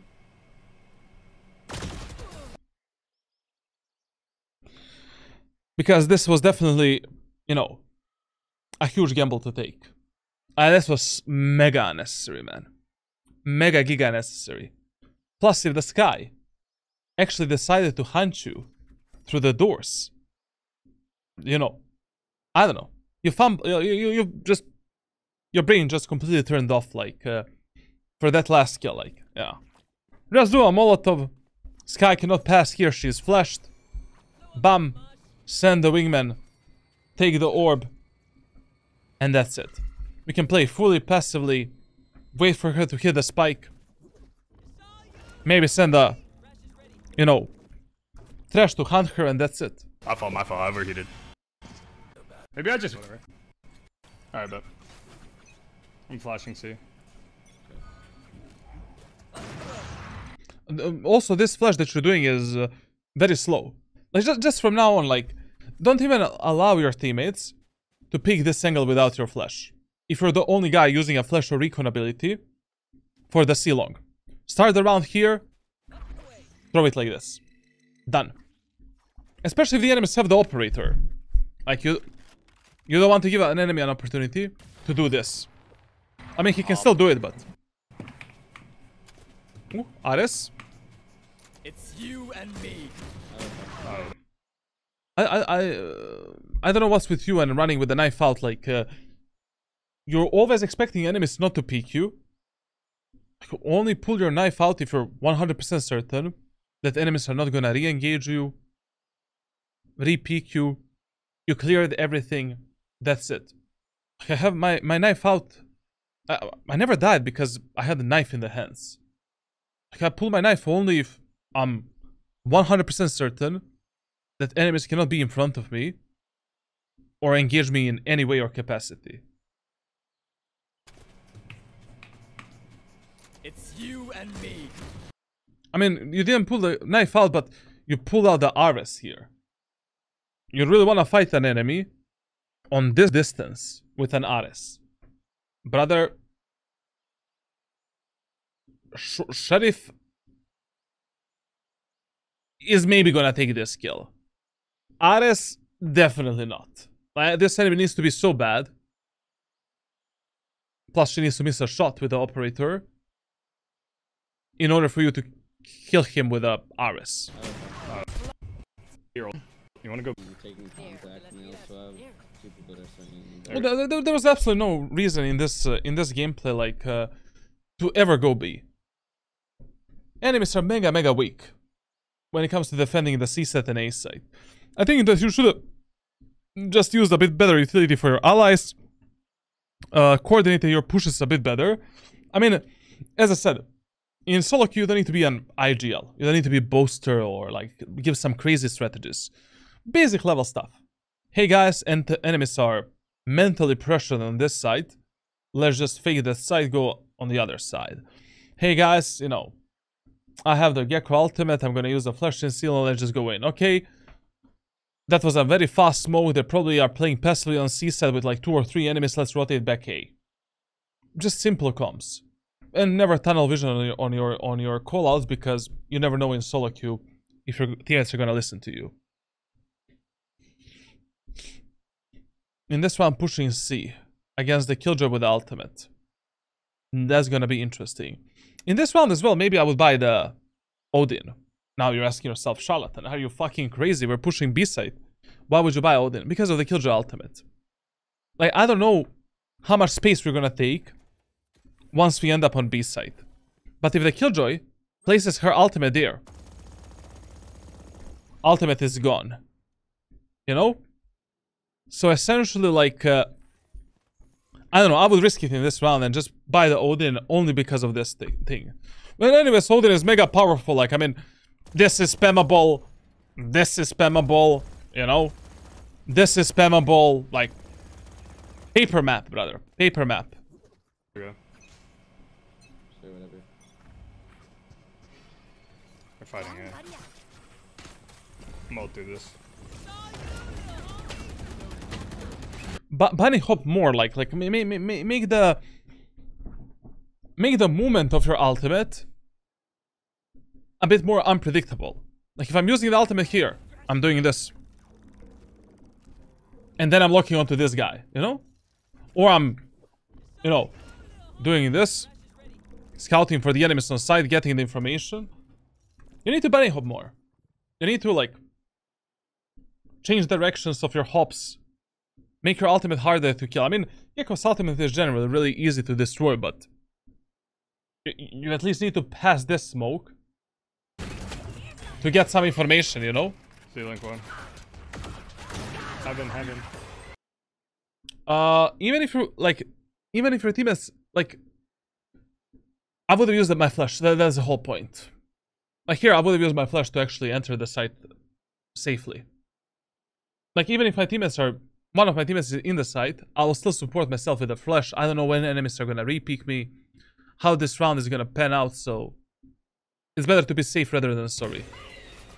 And also, whenever you're executing some bomb set with Gekko, I would 90% of the times like Molotov something, just to avoid getting peeked on timing, either through the smoke or from some kind of an angle. Like if I'm pushing B side, I'll molly this, or I'll molly the tower. Any of these positions is fine. So I don't need to observe that specific angle as I'm taking the bomb set control. I can focus on this angle, or this angle. See link one. Heaven. Wait. But you see him, he's dogging close and You see, in this round, Killjoy actually used that ultimate. Odin is really good. I mean, especially on initiators, because most of the times, you're not the first guy that is gonna pick a fight.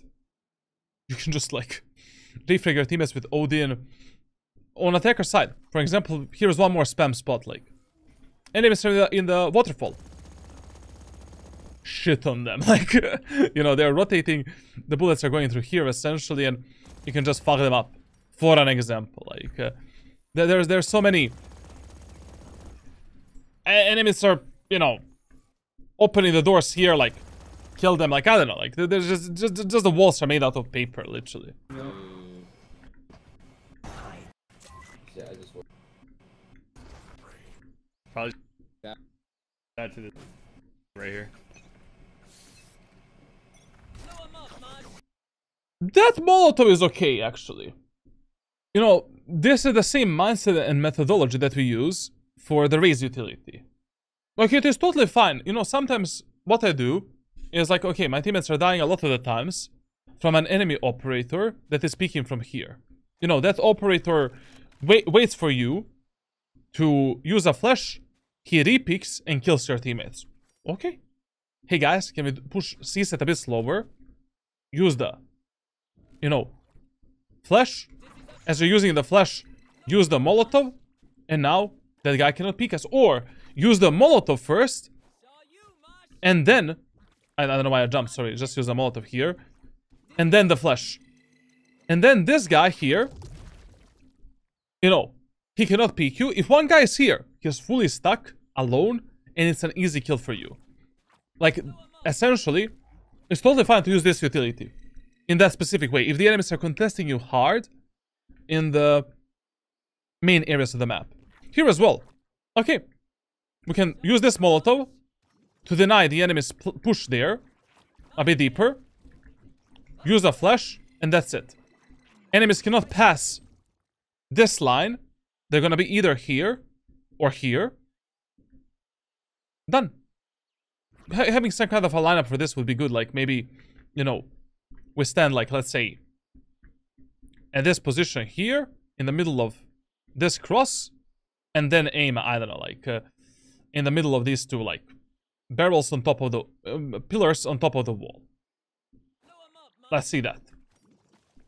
Almost perfect. Like, just aim a bit higher and that's it. Like, the lineup doesn't need to be some complicated shit. Like, aim in the middle of this, maybe, like. Done. Enemies cannot pass it. That's it. They cannot peek you there. Because in this specific game, like, enemies don't have a dive duelist. They cannot fight for the aim and control that aggressively. No one can go rubble. This is a bad flash. There's double hopping.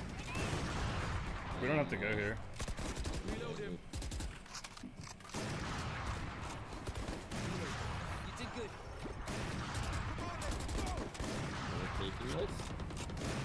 Dude, I have Two ops. Why are we not up? To be honest here, like, I would just rotate, man. I don't know, man, like, your teammates look really scared. Our raise is all the way on the C side. I would actually rotate C. Because we know that two enemies are A, one is B, and one enemy probably started rotating from C side to A side. So that is the right play. Maisky! Thank you for the raid, but rather a few more rounds, and then we play the game. Thank you a lot, thank you a lot. One broke the door. C, come C, come C. I'm running C, I'm running C. Clear the angles. Listen, don't ask your teammates this question. Oh, can they be B main? Can they be behind me? You don't fucking care. Clear every angle as if the enemies are there. And they're gonna be there. Like, it is, like, always remember. Like, play Valorant as you have paranoia in real life. You know, every fucking disease. You don't trust anyone. You're imagining things like you think, you know, like, clear this position, clear the box, clear the beam, and clear everything. Whenever you lose a timing or information on one position for at least 3 seconds, behave like the enemies can be there and will be there. It is always better to be safe rather than sorry. It is probably B. Yeah, he does water. Smoke water. I'm planning for mount. Walk out. You really need to stop using your wingman like, I mean, we already talked about this, like, at the start of this VOD review, but you really need to stop using wingman this prematurely. I mean, enemies are really close to your teammates right now. You know, we hear them in the waterfall, your teammates are fighting them in the city. Like, stop sending, like, use the wingman more to fight the enemies and pressure them. At the end of the day, like, you can plant the spike. Who the fuck cares? I mean, in this specific scenario, you're not losing any timing if you plant the spike. I thought 2 of our teammates are like, this is their points bar, enemies can just spit on them, they're dead. Instead of using this wingman to plant the spike, let's use it to pressure the enemies, make our teammates safe, alive. Wellness center for our teammates, you know. Let's use their lives to refrag them, something. Water. Last player standing. Pillar. What do we do? Okay, that's just a mechanical fight. When it comes to your mechanics, like, I'm just gonna rewatch this VOD review one more time alone, and then I'll give you some kind of aim training, and then, or any type of training, and that's it. Is this operator on the attacker side? Oh, it's Marshall. I'm like, okay. Marshall? So I mean, like, the only position which enemies, like, repeatedly peaked is the C-long. You know, the Reyna was playing there with a operator. So if you already want to take some kind of a duel, I would actually take this duel. But holding the A main, I mean, okay, I don't know. Like, maybe, but I don't think that anyone is... we will see, Like, I really don't know. We just know that Reyna really like to play C-long with the op, and taking this type of a risk in an eco round is fine. You know, in eco rounds, you really need to get out of your comfort zone, experiment, like, try to find some kind of a solution to trade yourself for at least one kill. Some cheesy kill. It's okay, I mean, let's see how this is gonna play out. Oh, why is it pushing? Oh! No, micro corrections do not exist, huh? I didn't hit him once. Do not exist. They have two operators. Sky with top and Reyna with top. Like, what's going on? I got one. Okay. Just get out. There's one. Nice. Go. Grab the guns. Oh my god, my hair. I'm smoking breaking. Bad smoke. I have it. What? I don't know. This is you know, classic smoke in the Maiskis video. You know, like, like this is a pro level smoke pop. Obviously, Immortal, professional elo smoker. This guy is smoking everything except, like, choke points in Valorant. What the fuck am I watching here, man? You know, maybe you should definitely reconsider, like, agents that you're maining, because overall I feel that you have a really strong mechanics as a player. You know, you feel very reactive. Your reaction time is really good. Your raw flicking is really good. Your tracking is nice.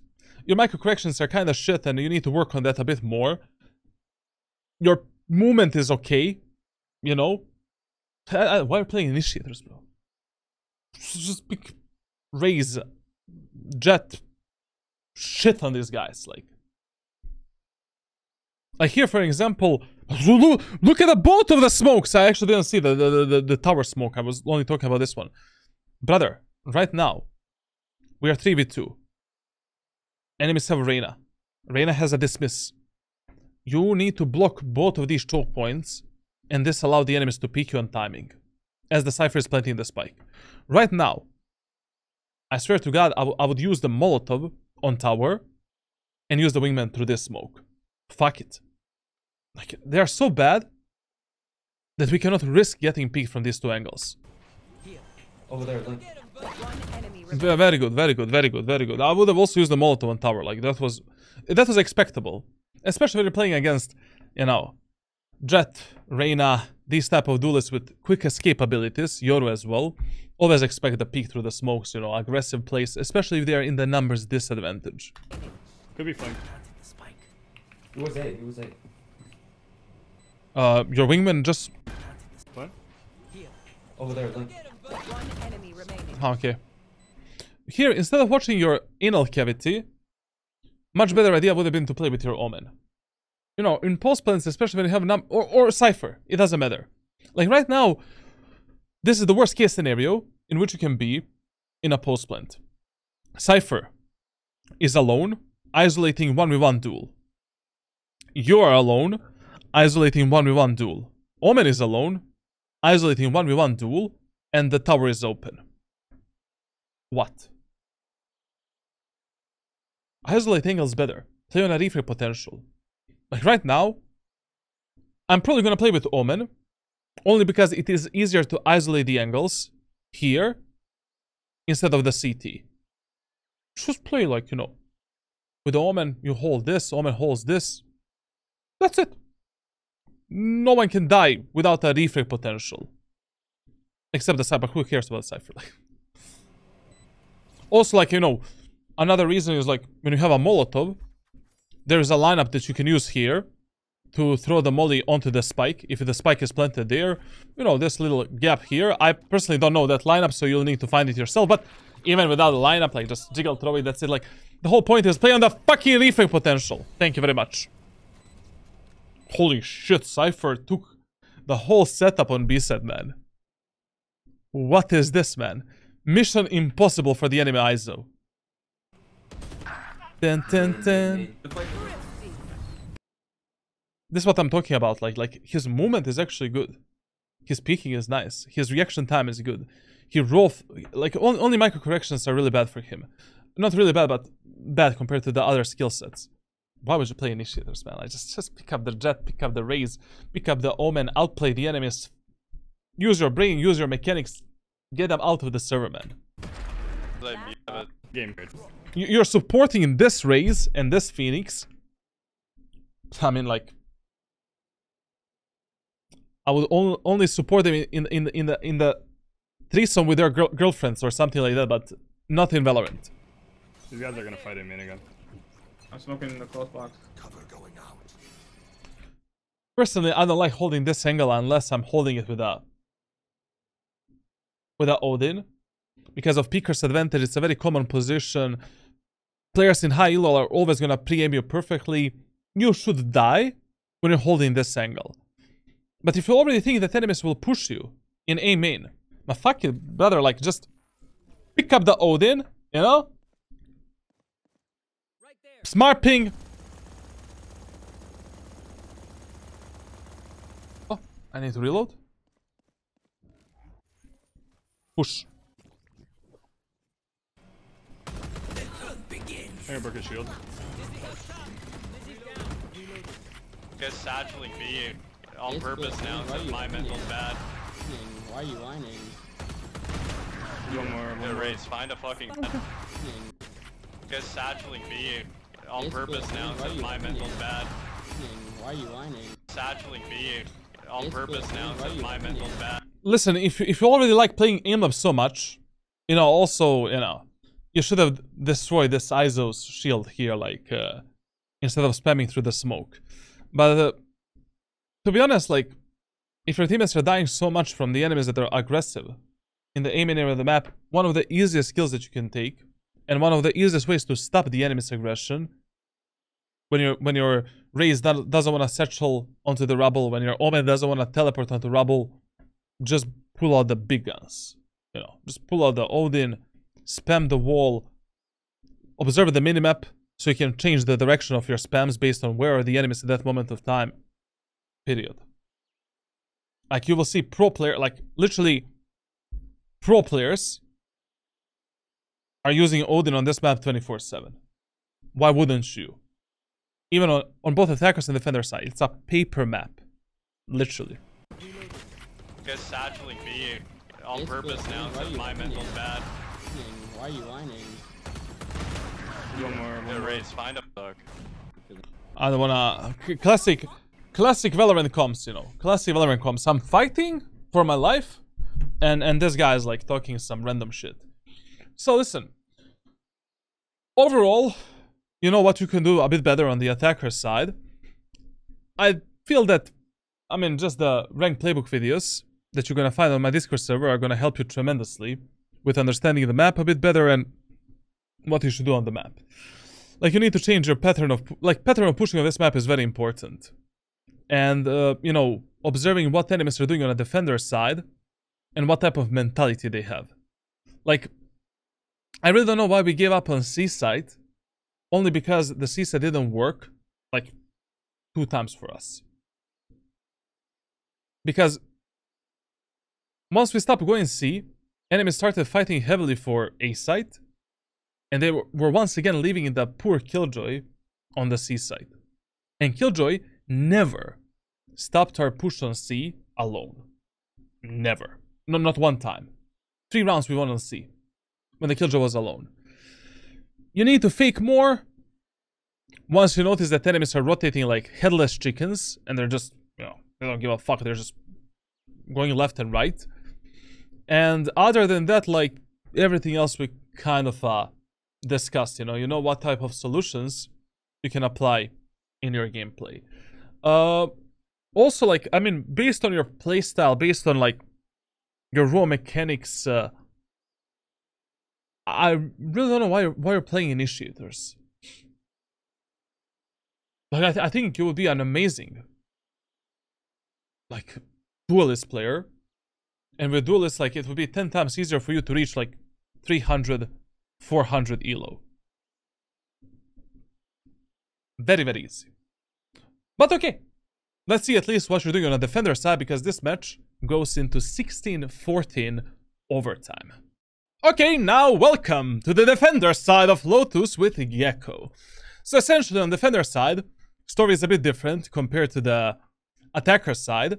Essentially, A site is your default site, number 1 priority, C site, number 2 priority, and B site, number 3 priority. Essentially, the first round, you should always play on A site and try to defend A site and play a fast rotation towards C and B.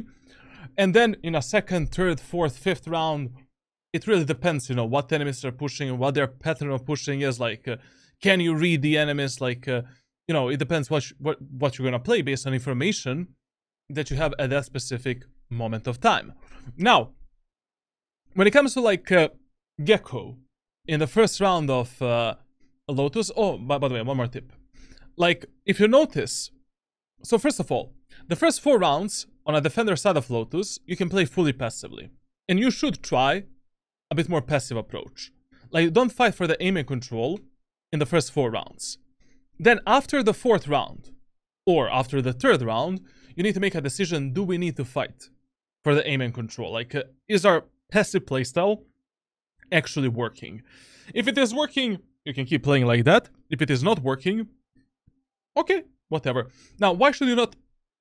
My apologies, I wanna die, bro, like, literally...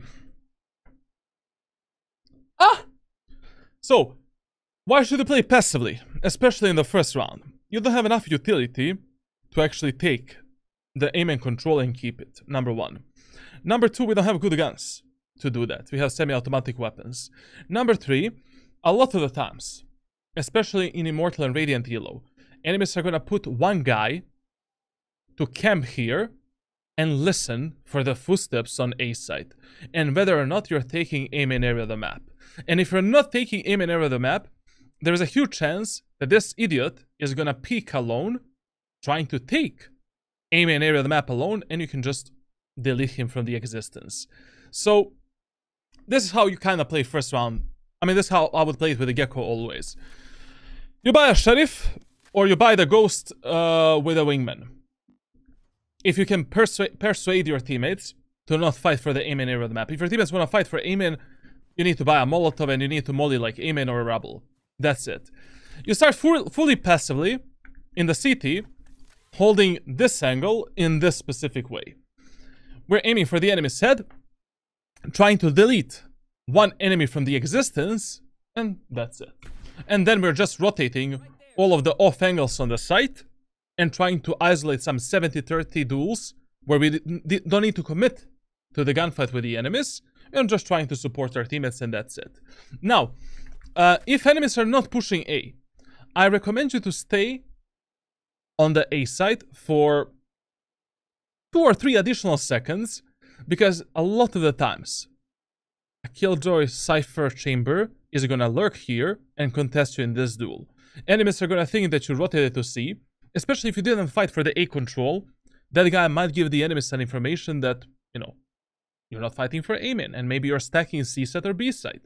Stay here for some, you know, a few seconds. But if your teammates are dying on C and enemies are already entering C side, fuck it, you know, just rotate immediately and that's it. And you know, there's other variations that you can do. This is kind of the best thing, especially, you know, Sheriff on this map is also good because once again, walls are built of paper and you can easily just spam a lot of these walls and get some cheesy kills. Now let's see what you're gonna do like in this first round and how you're gonna play it. Okay, this is the ending of the attacker side. Listen, in the first round, especially if there's only 2 of you guys fighting for the A main, don't fight for the A main. You cannot do it, essentially. I mean, against this specific enemy's team composition, your default play should be keeping the A main control. Because they don't have a single dive duelist or dive agent to take the rubble control. Like, taking the A main control against this team composition should be a piece of cake. Like, you should do it blindfolded, you know, essentially. You know? But in the first round, I wouldn't do it. Like, we're just gonna waste a shit tons of utility, waste our time to rotate towards the C side. It's just pointless, essentially. Especially with 2 players, it's mega risky. Way too risky. And instead of buying a wingman, you need to buy a Molotov if you want to take the aim and control. Like, because enemies don't have a single movement type of agent. You just drop a molly here, drop a flash, that's it. Like, enemies are locked down. Your Omen can give you a one-way, paranoia. What are they gonna do? Yeah, they're here. They're there. Also, please tell your Omen, you know, one-way smoke here is 10 times better than a zero-way smoke. Like, it's a very simple smoke. I mean, like, even my grandma knows about that smoke up until now. Like, come on. In B, in B, in B. I'm rotating. C. Oh, nice, good job. I don't have flash for retake. Could be a link or some shit. There's 2 out. Oh my god, bro. 105 on KJ. What's up? KJ 1, KJ 1. One enemy remaining. Nice one. He's backside. He went CT. In this round, everything up to that last fight was okay. You know? Like, every single fight that you took, like, how you pathed with, what type of pathing you chose with your Omen, everything was good, but, I don't know, you really like isolating these 1v1 duels for no reason. If I'm 3v1, brother, like, my job is done. I killed, like, 2 enemies. I don't need to do anything. Literally. Just bait the shit of, not bait, but just fight with my Omen, fight with the Raze, and close out this round together. Don't be, you know, a regular teammate that I have in ranked solo queue. Just play together, you know, with your teammates. Don't be undisciplined. Because this round right now, it's mega losable. Mega losable. Backside. Play it over, everyone. Okay, now listen here. Whenever you win the first round on Lotus, the second round, you should start on the B side. To play a fast rotation between C and A. But also, whenever enemies are equal hull by on this map, much higher chances are that initial push of the enemies is going to be on either C or B. Players do have that type of mentality where, oh, we have a close range weapons, we should push C or B. Very, very rarely, enemies that are playing a bonus round, hull by round, or an equal round are gonna do an execute on A side. And if they are doing that, I mean, your teammates should be able to stop them. Let's be honest. If you win the first round on Lotus, second round, outlaw heavy shield or outlaw light shield, utility, and you're just holding this angle. That's it. Going for a few one taps, killing 1 or 2 enemies. Enemies are moving in. Hey guys, enemies are going B side, play retake together, and that's it.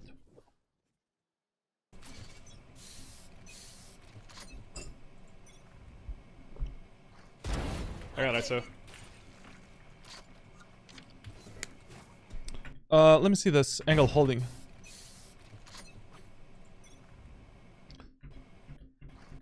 Well, okay, listen, like, you know, when you're holding the angles with the snipers, like, generally speaking, you should not be moving this much. Like, I mean, you should be fully focused on the angle, on the first pixel that you see from the enemies, and focusing on your right hand.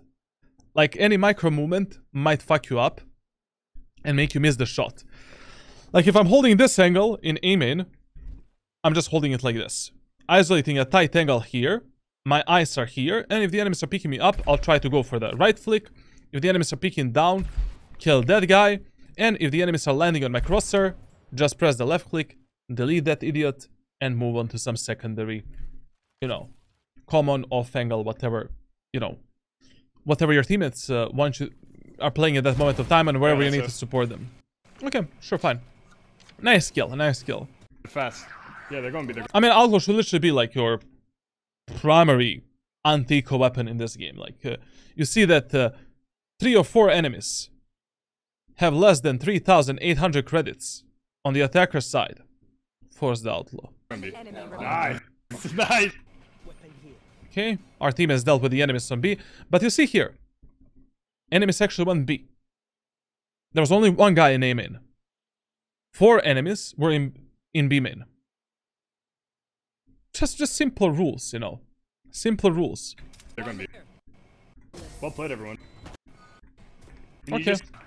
I'm holding with the Now in this round, when enemies are playing a full buy round and you're playing a bonus round, you need to make a gamble on either A side or C side. And I would probably make a gamble on A side because players just have a mentality on the attacker side. Okay, enemies are playing a bonus round, we should push them on A. But that is not how I think on the attacker side, just how an average Immortal Ascendant player would think on this map. So this is totally fine, but okay, I mean, your raise is doing the nade, like, so there's no reason to, I guess, use the Molotov as well. Okay, okay. 3. Okay, actually, we need to use a Molotov for that. I got one. Okay, okay. Listen here. As your raise was doing the nade, you should definitely use your flash, man. Like, one piece of utility you need to use to support yourself and fully deny the enemy's push. Because now with the nerf of the Omen Paranoia, like, this Paranoia is not fast enough to catch the enemies that are pushing like this. It's almost impossible to catch them. That's why flash is important, like, to push the enemies back into the Omen Paranoia, so we can take fully the A main area of the map. But from now on, okay, we saw that enemies are just running it out, just dodging this Paranoia, and just, they don't give a shit about the raise nade. So we need to use the nade. Here, use the Molotov. Basically, like, a bit closer to us. Like this. And with the Omen Paranoia, we lock down the A main area of the map 24/7. Not bad, not bad. 3. I got one. And that's what I'm talking about, the Outlaw. You see, like, enemies in the previous round, they actually forced some guns.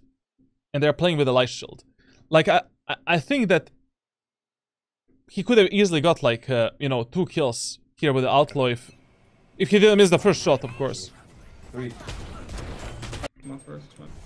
Okay, okay. Don't worry. Operator. We can do it.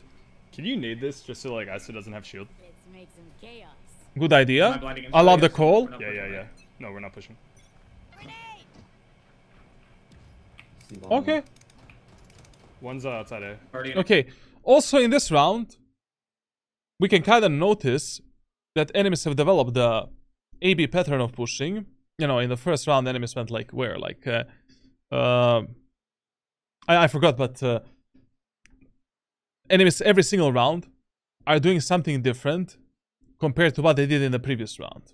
As soon as you notice that enemies are doing that, like, you can gamble on the opposite part of the map. Like, these type of matches are the easiest to read. These type of enemies.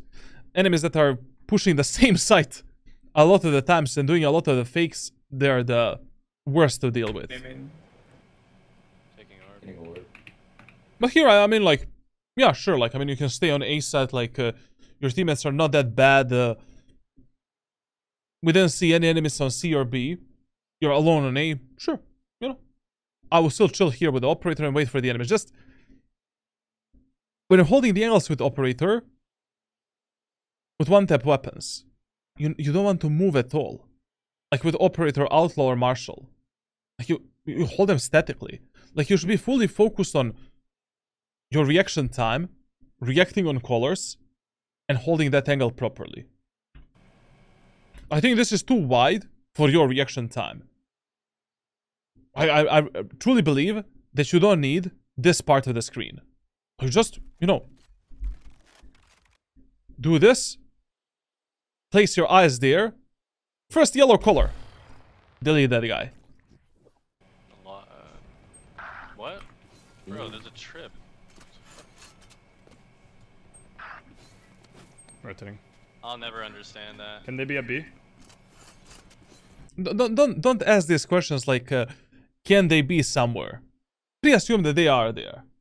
It is a bit better. It is always better to play with that pre-assumption, where you think, where you're not really relying on your teammates' call out, but rather just clearing the angles.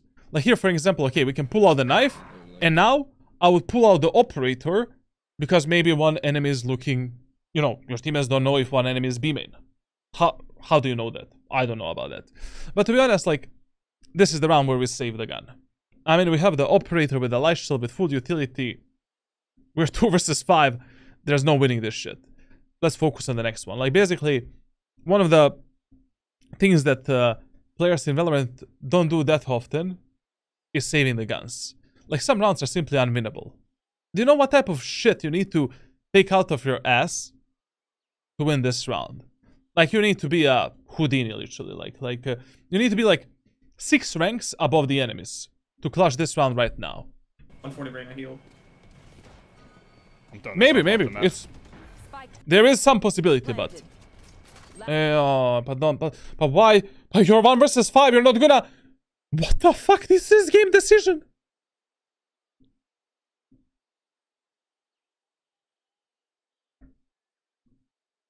Is my brother like a billionaire, man? Like he's like my fuck 4,700 credits.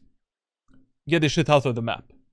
Go into A3 and pray to God that enemies are not gonna hunt you there. That's it. Last player standing. Uh-oh. I think I'm gonna just save this bitch. What are we doing on C? Some of your decision making is really questionable. Like here as well. Brother, I will be running with my knife out. Like Usain Bolt, man. Like literally. Egoing this shit. There's no reason to be. Oh no, they're gonna get it. Do what we do. Game. Where we're going.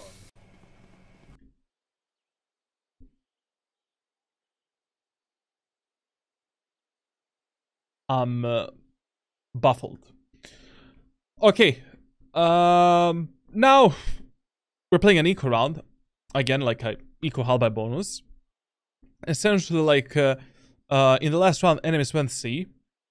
We've noticed that enemies are prone to the A-B pattern of pushing, and they're kind of following it.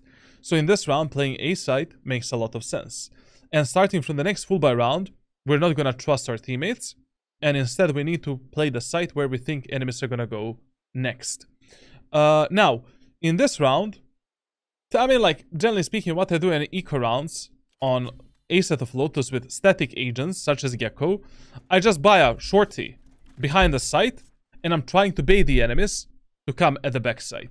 You know, I'll jiggle pick the enemies here, jiggle pick here, jiggle pick here, and then when the enemies are close, I'm just gonna flash them and try to get a kill here, try to get a kill here.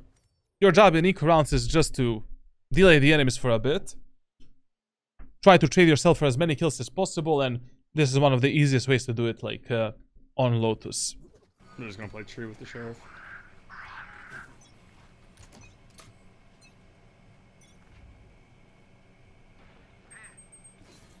see. Okay. Yeah, smoke. It's you and me. I got ulted. Killed him. Nice shots. Phoenix won that. Right there. Buzzing. Okay. Backside. Listen. Don't lose rounds because you're saving the ultimate for the next round. Like here, we're still playing an eco halberd round. Like our economy is shit. Plus you have the sheriff. First of all, okay, maybe we don't need to use the ultimate right now. But why wouldn't you use, like for example here, you saw, as you were going through the smoke, that two enemies are backside. If I have all of my utility ready, and my teammates are already going for a retake, insta molly, flash, and then using the wingman to pressure the enemies there. And now on the contact of my utility, I'm swinging out and that's it. I'm not gonna wait for the enemies to delete me with their peekers advantage and hold an angle like this. Especially not with a sheriff in a close range fight. In this range, with a sheriff, if you don't hit the first bullet, in Immortal elo, it's GG. Like, you're done. Okay. Backside. Out one. Losing these type of rounds is mega stupid. If you already have a numbers advantage, you're 4v3, you have the Gekko ultimate, just use it. I also sometimes lose the rounds because I save my ultimate for no reason. But as soon as that happens, I'm like, brother, I'm stupid. Like, it's just like, there is no perfect moment of time to use the ultimates. Like, perfect moment of time is whenever you fucking need it, essentially. Like, to clutch the round, win the round, close the round, and that's it. Only times when you should not use the ultimate in this type of situation is if you're already like, I don't know, 5v1, 5v2, 4v1, 4v2, like, you have a huge numbers advantage. Or economy advantage. But at the end of the day, like, you should still use, like, all of your utility to pressure the enemies first. Not only that you are gonna have easier time killing the enemies, but also your teammates that are in front of you. Pump us up. Let's hear it. In this round, again, like, I mean, probably the best idea is to play ace. I mean, like, like, yes, the enemies push 2 times C in a row. But the last time, like, I mean, this is a pure fucking gamble, to be honest, this round. Like, nobody fucking knows where the enemies are gonna go. Like, they broke the pattern, like, in the previous round.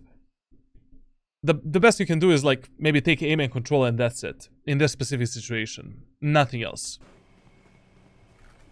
And just pray to God that your teammates on C are not gonna sell the site like they did in the previous round. Oh. He actually plays C. Okay. Respect. Smoke there, isocial there. I'm coming. I don't know. I would personally rather play C retake with Gekko, with Gekko's utility and ultimate, rather than playing A retake, because when you're playing A set retakes, like, enemies can be anywhere, literally. Like A retake is the hardest on this map. I'm giving up stairs. I can smoke 3. Wait, let's play the whole site. I've got your trail. Flushing. You should run. Someone's there. Woo! He's out already. Even if this guy was not out, I mean, if I'm going through this, like, first of all, what are we trying to do here?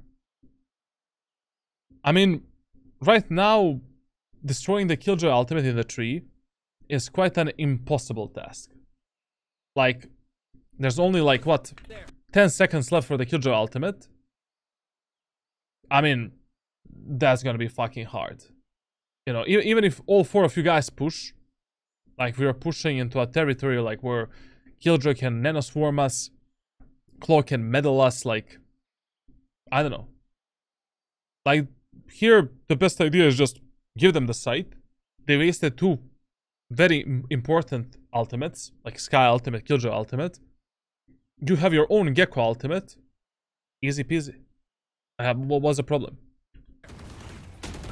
But of course, if your teammates are committing to this retake, this fast retake or whatever, you need to do it as well. Like, you need to send it and that's it. But if I was pushing through that smoke, I would use a flash, I would use a wingman, and then I would go out.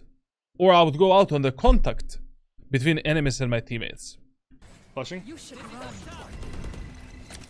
And also, to be honest, already from this smoke, using the ultimate was okay. Because if none of the enemies are on the site, brother, like, I mean, just send it into the tree. Why not? I mean, you're fully hidden in the smoke. It's gonna be hard for the enemies to find your body. And just send it. Okay, enemies are close. Okay, let's delete one enemy and that's it. Enemies are not close. Great. I'm gonna get a speed and momentum for, like, this ultimate.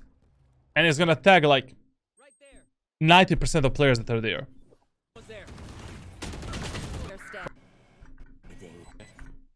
I don't know, I just don't understand, like, why you're saving your ultimate so much on a defender's side. Like, in these type of situations where you can maybe win a round with the ultimate.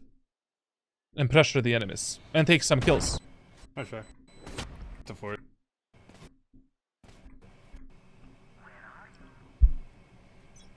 Now, when it comes to this round is also a pure gamble. But based on my personal feeling, I think that these enemies are probably gonna go C. Because they're gonna be like, okay, we pressured them 2 rounds on C, 1 round on A. They're probably gonna be scared of A right now. Let's go C. Like some idiotic shit like that. Like, people are just stupid. But this is a pure gamble what he's doing, obviously. Like, I mean, I have no idea where enemies are gonna go, but gambling on either A set or C set is okay. Like, I would just never waste my time on B side on this map. Only when enemies are eco or halby and that's it. Or if I think that based on their pattern of pushing, they're gonna go B. Oh, no more water. Yeah, some C. They're walking up. I'm coming to hold with you, Phoenix. Listen, here, enemies don't have a dive. Like Agent. Like, I would instantly... Like, my instant reaction here would be dropping the Molotov to deny their push as much as possible. Like, when you're playing against the dive team composition, like they have a Jet, Raze or something.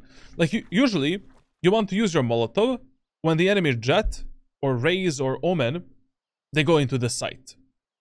And to split the enemies apart, you know, deal with the Jet and Raze and then kill the rest of the enemy team. But in this team comp, like, enemies have nothing to enter the site. Like, just bop your Molotov like this. It's gonna be a perfect Molotov for the C main choke point, C long choke point. Like, that's it. Not out yet. Can you re-molly? Yeah, you should have remollied here, to be honest. Because your teammates are really fast on rotation. And, like, this second molly would have fully stopped them. Then Omen from the B doors can maybe surprise the enemies with a paranoia from behind. And ba-ba-boo, ba-ba-ba. With your ultimate, with a paranoia, with a wingman, with a flash. Easy round.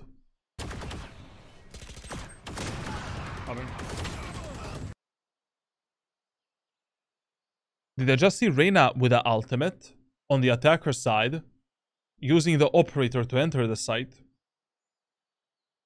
I have a respect, like, all of you guys that are playing, like, in Immortal and Ascendant. I have full respect. Like, what I'm dealing in Radiant is not even close to this type of shit. I think this is the worst elo in Valorant. Like, Immortal and Ascendant, like, literally unbearable. Do you have a 80 molly? Coming. Do you have a 80 molly right now. yet? Can you re-molly? I don't know, it was a good call by your Phoenix to remolly that, like, you know?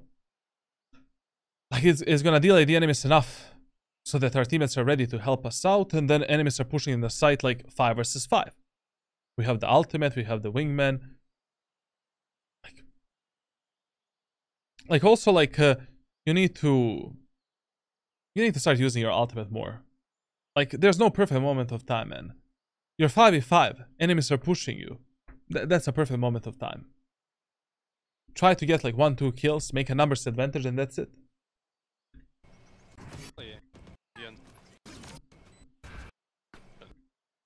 They somehow won that round like 3 versus 5. Now in this round, I would once again play A side. We effed up the enemy's push on C. Enemies are probably gonna lose a bit of their confidence on the C side right now, and that's it. Or what we can do, we can use a flash on C to make the enemies think that we are playing C again. Or stacking the C side. And I would just do a fast rotation towards C. Playing to hold C. Ooh, and like, no matter which bomb set you're playing in Valorant, no matter on which map, you cannot sell this much map control to the enemies. Like, your starting position can never be this. It doesn't matter if you're playing like with a Bucky, with a Judge, with a Shorty, with a classic pistol. The bare minimum that you need to do is jiggle pick this angle. Or jump spot it. Like, I need to get the information when the enemies are here. When I'm playing A side. So I can make faster game decisions based on the info that you're giving me. Also, we can never allow the enemies to reach this choke point without firing a single bullet. Or without using a single piece of utility. Like, you're camping here, enemies are closing the gap with you, and then they just execute a site. And your teammates on A and B, they have zero information. They didn't even start rotating yet. Plus, we need to waste some of the enemy's utility as they're taking the C long area of the map, so that defending the C side or playing the retake is easier for us. But as I said, in this round, just much smarter game decision would be to, you know, use an instant flash for C and just rotate A immediately, because we kind of noticed during this match that enemies are prone to rule of fear as well. Like, as soon as you F them up on one bomb site, they're like, let's not do that again. You know? Yeah. I said Rebel. I would rotate here. Like, because we're losing the match 8-11. You know? We're losing a match 8-11. Your teammates are not that good on a defender side. Like, it is much better for you right now to play a 5v5 retake on C side rather than playing a 1 versus 5 retake on A side. They're coming out. I'm smoking main. It's You need to be more careful. Like, you don't like, are you a wizard? Harry Potter. I'm not. I don't know if an enemy is here, if an enemy is in the B main, if an enemy is in A link as well. Like, you cannot hear the doors breaking from the C side. If I'm pathing through this area of the map, I'm moving, you know, very, very carefully, and I'm clearing all of these angles one at a time. One at a time. Placing my crosshair for all of the possible positions from which enemies can kill me. the open door. And also playing here is mega dangerous. Like, I don't think he has the information whether or not the A-link is broken. And playing on this type of a spot where you're overexposed from B main and A-link, God help us. C's clear right now. Resmoke. I resmoked 3. I have no smoke. I'm going.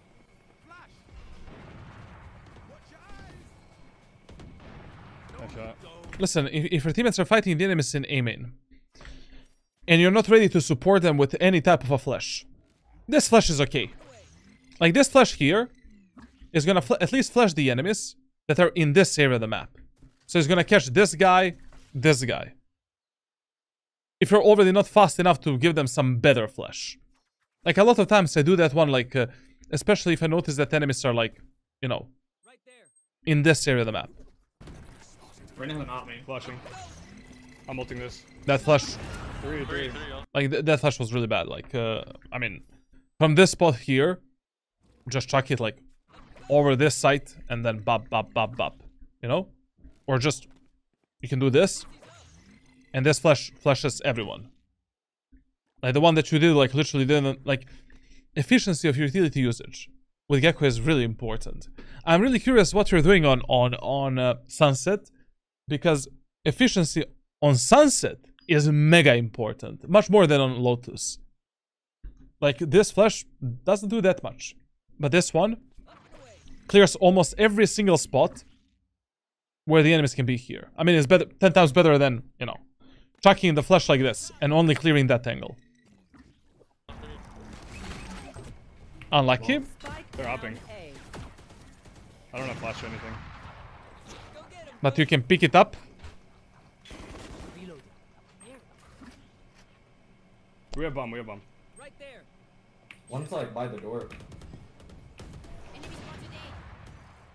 I don't know what you're holding here, man.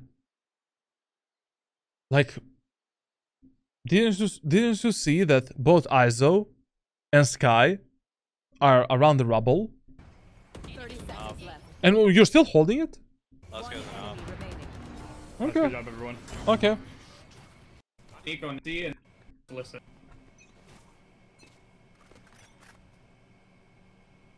Okay. A shot. So, They smoke for B. Yep. I'm decayed. Coming out. Flashing? The bad smoke. Okay, listen here. Like, after you got medaled, Yep. I'm decayed. you know, you got decayed. Going for this peak was mega risky, man. Like, what I would try to do here is probably I would once again try to separate the enemies. Basically separating them with a Molotov and flash. Like, if I got medal there, I would try to do this, and then do the flash, and try to kill these enemies, as these enemies are separated with a Molotov and smoke. And this was a mega risky swing. And a quite unnecessary one. Enemies are playing an eco, hull by round. We have the wingman, we have the Molotov, we have the flash. We can just play together with our teammates and win this round easily based on the simple economy advantage. Flashing? The bad smoke. Molly. Could come breakable. Breakable is open. I think they have opened them. I've got your trail. Sana, sana. Okay. I love that he's aware that we have no information about the Killjoy. Where's Killjoy? Yeah. Okay, no. Sky was on C. We have no idea about Killjoy. Very good. I love that he is, at least in this round, aware about this possibility. You have Molly Phoenix. And generally speaking, man, like your overall awareness can be much better, man. You can track the minimap a lot more, like observe what your teammates are doing, what the enemies are doing. Like your gameplay cannot only be like around yourself, you know, especially not in this elo. Okay. I'm a flash. Right there. Dizzy's up top. He has targets. Rush. One enemy remaining. Last one's Right there. oh, front side C. Spike planted. Hold on, I'm picking up my flash. That was crazy. Okay, listen. Whenever you're 2v1, always expect that enemy to push you. When you're playing a 2v1 retake, like always expect that enemy to be somewhere close in your anal cavity. Always. Clear the angles. Pay attention. Play together. Tell the Phoenix, brother, stop running. Nice shots. That's what I'm talking about. Like, that is such a predictable shit. Like, 90% of the times, enemies are gonna do that. 90%. Can you Okay, now in this round. Last time, when the enemies had a Killjoy ultimate, they went A. But 70 up to 80% of times, when enemies have a Killjoy ultimate on Lotus, they're gonna push C side. Personally, I always gamble on the safe side when enemy Killjoy is one ultimate point away from the ultimate, or she has the ultimate. And fighting for the C-long control in the rounds where the enemy Killjoy has the ultimate is mega important. But if you don't want to fight for the C-long control, you should be fighting for A-long, because if they take the tree for free, you know, and then they plant this type of an ultimate in the tree, once again, it's not gonna be fun playing on the A side. Also, what you can do when the enemy Killjoy has the ultimate, force the Odin. In a lot of these positions, you can simply spam the wall and destroy the Killjoy's ultimate. Like, at the end of the day, if the enemies are pushing C, we can molly this, spam this corner, destroy the ultimate, and reposition. Okay. How the fuck is this a double XL? On A side, like, you know, if enemy Killjoy plans the ultimate here, you can just, you know, if you have the Odin for an example, you can just spam that corner, destroy the ultimate, and that's it. I'm gonna molly wide. You just molly do. It's probably C with the KJ. This is a really good adaptation, and I like this a lot. But as I said, like 70 to 80% of times, if enemies have some kind of an AoE ultimate, like Fade ultimate, Breach ultimate, Killjoy ultimate, C push. Especially here, because they have the ISO ultimate as well. Like, you know, they probably think, aha, Cypher is playing C, maybe alone. They're gonna pick up the Cypher or Phoenix, and they're gonna, you know, plan the lockdown and try to take the site. Like, enemies' abilities and ultimate status can tell you, like, 70% of times, like, what enemies are gonna do and what you need to do, what you should do. Ooh, what? It's you and me. I got ulted. God help us. You should run. I just got full running. Unlike you. People. I'm going down. Okay, okay, we know where the Killjoy and ISO are. Oof, my eyes are hurting. Spike planted. Somebody's there. My fault. Okay. Listen, whenever you're like pushing through the rotating doors, always try like to deploy your flash from the opposite direction from which you're peeking, just to keep your location a bit more hidden and to make the enemies guess, you know. If I'm doing this, I'm gonna peek from here, for an example. Or if I'm doing this, I'm gonna peek from here. But also, like, when you're fighting around the rotating doors, pull yourself away from the doors a bit. Like, you cannot stand here and fight with a worse, like, angle perception advantage. Because that Killjoy could have also easily just wrap you around and kill you while you're fighting the ISO. I mean, highly unlikely that is gonna happen, but there is a chance. But in this round, like, I don't know, man, like, you were kind of conditioned to play C-site, and based on all of the rules that we had in Valorant and all of the, you know, common knowledge, it was kind of obvious. Now, in this round, I really don't know where the enemies are gonna go, since the enemies this whole match were more prone towards pushing C-site. C-site defense was harder for us as well. Okay, gambling on C-site is absolutely fine.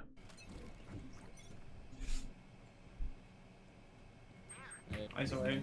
It's okay. It's okay. Clear the angles. Getting more. Nice-a-roo. Nice-a-row. Open door. Close, close, close. We need to go. Raise. That's what Brizzing point blank. On site. Yes, sir. Don't rush things out. Don't rush things out. Like, you're playing an initiator. You have shit tons of utility. Let's think. You know, let's use our brain. Okay. An enemy is planting the spike behind the box. Let's use the Molotov first. Let's use the wingman to pressure the enemies and now go out. For an example, now take fight. Or let's use the wingman to pressure this guy on the side, separate him with a Molotov in the tree, kill the dude, And then we fight the enemies in the tree. Like, wait a bit. You know, even if the enemies plant the spike, who cares? As long as we fight together, we have the absolute highest chances of winning this round. Spike planted. On me, on me. Keep safe. One enemy remaining. Last one's on site. That's better. Yeah. What? Chill. Good. Good job. Good refrag, good Get refrag. that? Nice roop! Yeah. And a casher. Can I go fast somewhere? Now in this round we're definitely playing C set. I mean, like in the last round we demolished the enemies on A. Enemies are really like scaredy cats, you know, like they're just like cowards. So they're pushing C, like I'm flashing C for info. yeah. Didn't tag anyone.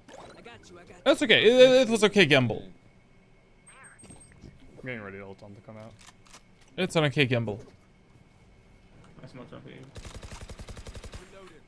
Smoke stairs, not here though. I'm gonna reflash C main. Here, C. Hey, okay. I'm getting ready to ult. They're opening the door. Yeah, they're coming out. I'm ulting. Oh, in! Flashing. No smoke. But this kind of, you know, this kind of like also falls in that category of you not observing the minimap. You know, how did you get surprised that an enemy is this close to you? Why are you surprised? Just look at your Cypher setup, man. Like, what the fuck is this setup, bro? My guy didn't place his camera anywhere. My guy has some mega pet. He's not even watching the C2 point. Like, you need to, like, it's really, I mean, the only way to develop a feeling for this, not feeling, like, just you need to pay more attention to the minimap, and that's it. And ask yourself, like, a lot of different questions. Like, where the enemies can be, what are my teammates holding, what were they holding, do we have a trip for the C-long, can they pass into the site, like as I'm playing Valorant, like, every round I ask myself at least 20 questions, minimum. Whenever I'm making some kind of a game decision, there is some kind of a question. But all of your reactions are kind of like, you know, more reactive, so to say. I'm getting ready to ult on to come out. Hey, okay. They're not based on... Oh, in! Flashing. No smoke. I bump. I said on me. Nice. Nice. Not bad, not I bad. don't know where Sky is. Backside maybe? Backside maybe? We didn't clear the backside? Maybe on site? I don't know where Sky is.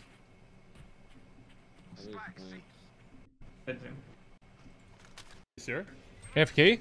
No. What the fuck? I've got your train. Okay. Wide. Okay, the retake was nice. The retake was nice.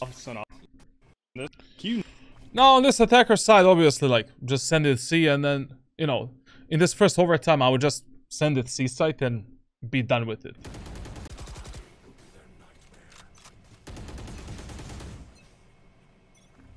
Don't use this flash anymore, Flashing. please. Where's the shield?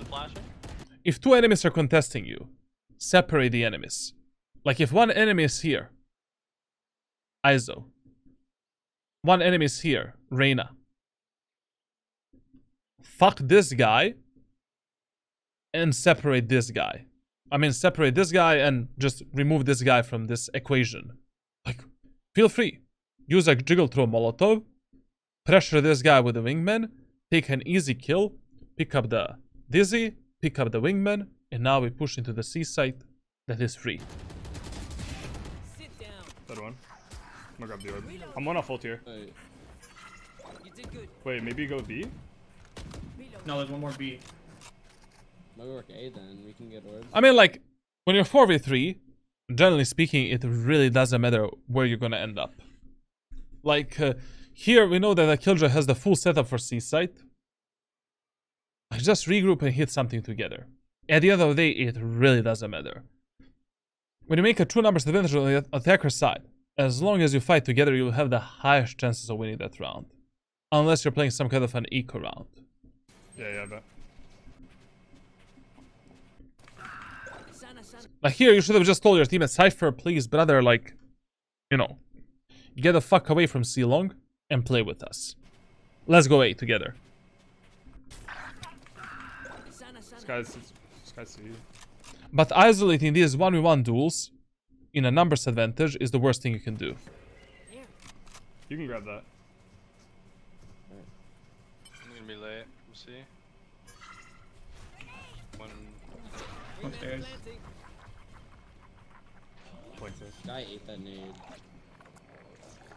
One's about to be stair. Yeah, one stairs. One's B door. Up B. Yeah. I mean, like, I understand that you want to take more space, but you, like, look at their team composition. They have a Sky, they have Clove, and they have Killjoy for the retake. And you have the Gekko ultimate right now. Fuck the space. I mean, with the Gekko ultimate, I would just play, like, passively in the tree, if the numbers are equal, wait for the enemies to be close, flash them, use my ultimate, fuck them up, and that's it. Easy peasy, lemon squeezy. I don't need any 50-50 duels. I don't need to rely on my flash or anything. Like, if I have the ultimate, I don't need to play aggro at all. Yeah, one stairs. One's B door. Okay, we won this round, somehow. Now on the Defender side, like, yes, I would also gamble on C set because, like, enemies won so many rounds on C, and their primary, you know, focus of executes was on the C side. Like, this is the best information that we have. And it's okay what he's doing, you know, like this flash to get the information to delay the enemy's push a bit. Okay, but it would be a bit better if, you know, we're telling the Omen to do the one-way on C-Long, and we're actually getting the full C-Long control and forcing the enemies to use enormous amount of utility to push through the choke point.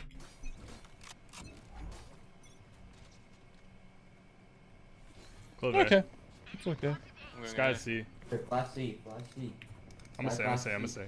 Yeah, they're going on side, I think. They're trying Molly? To Dog. I'm mollying.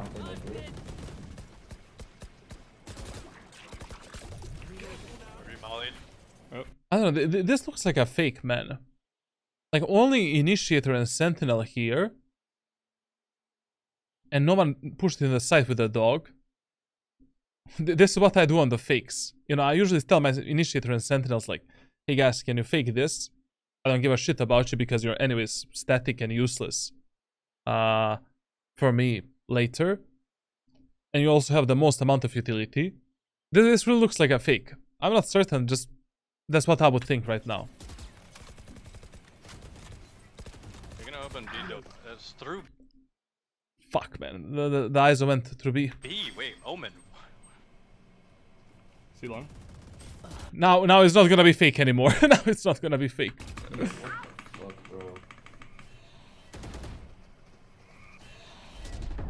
Oh, this type of a gamble is almost never worth it.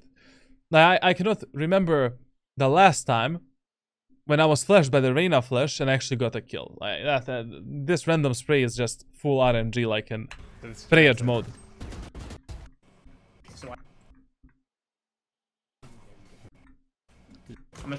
I'm insta flashing. We're gonna walk down A. Yeah, I saw it. Yeah, we should go see. I saw Sky. Ready to go? Yeah, Okay, we can go. Go see. I'm running the plant. That's the spike, Wings. I don't know how you can send a wingman to plant the spike when we're not even pushing through the choke point. Like, I don't know how many enemies are there, brother. Like, this is very risky. Pillar.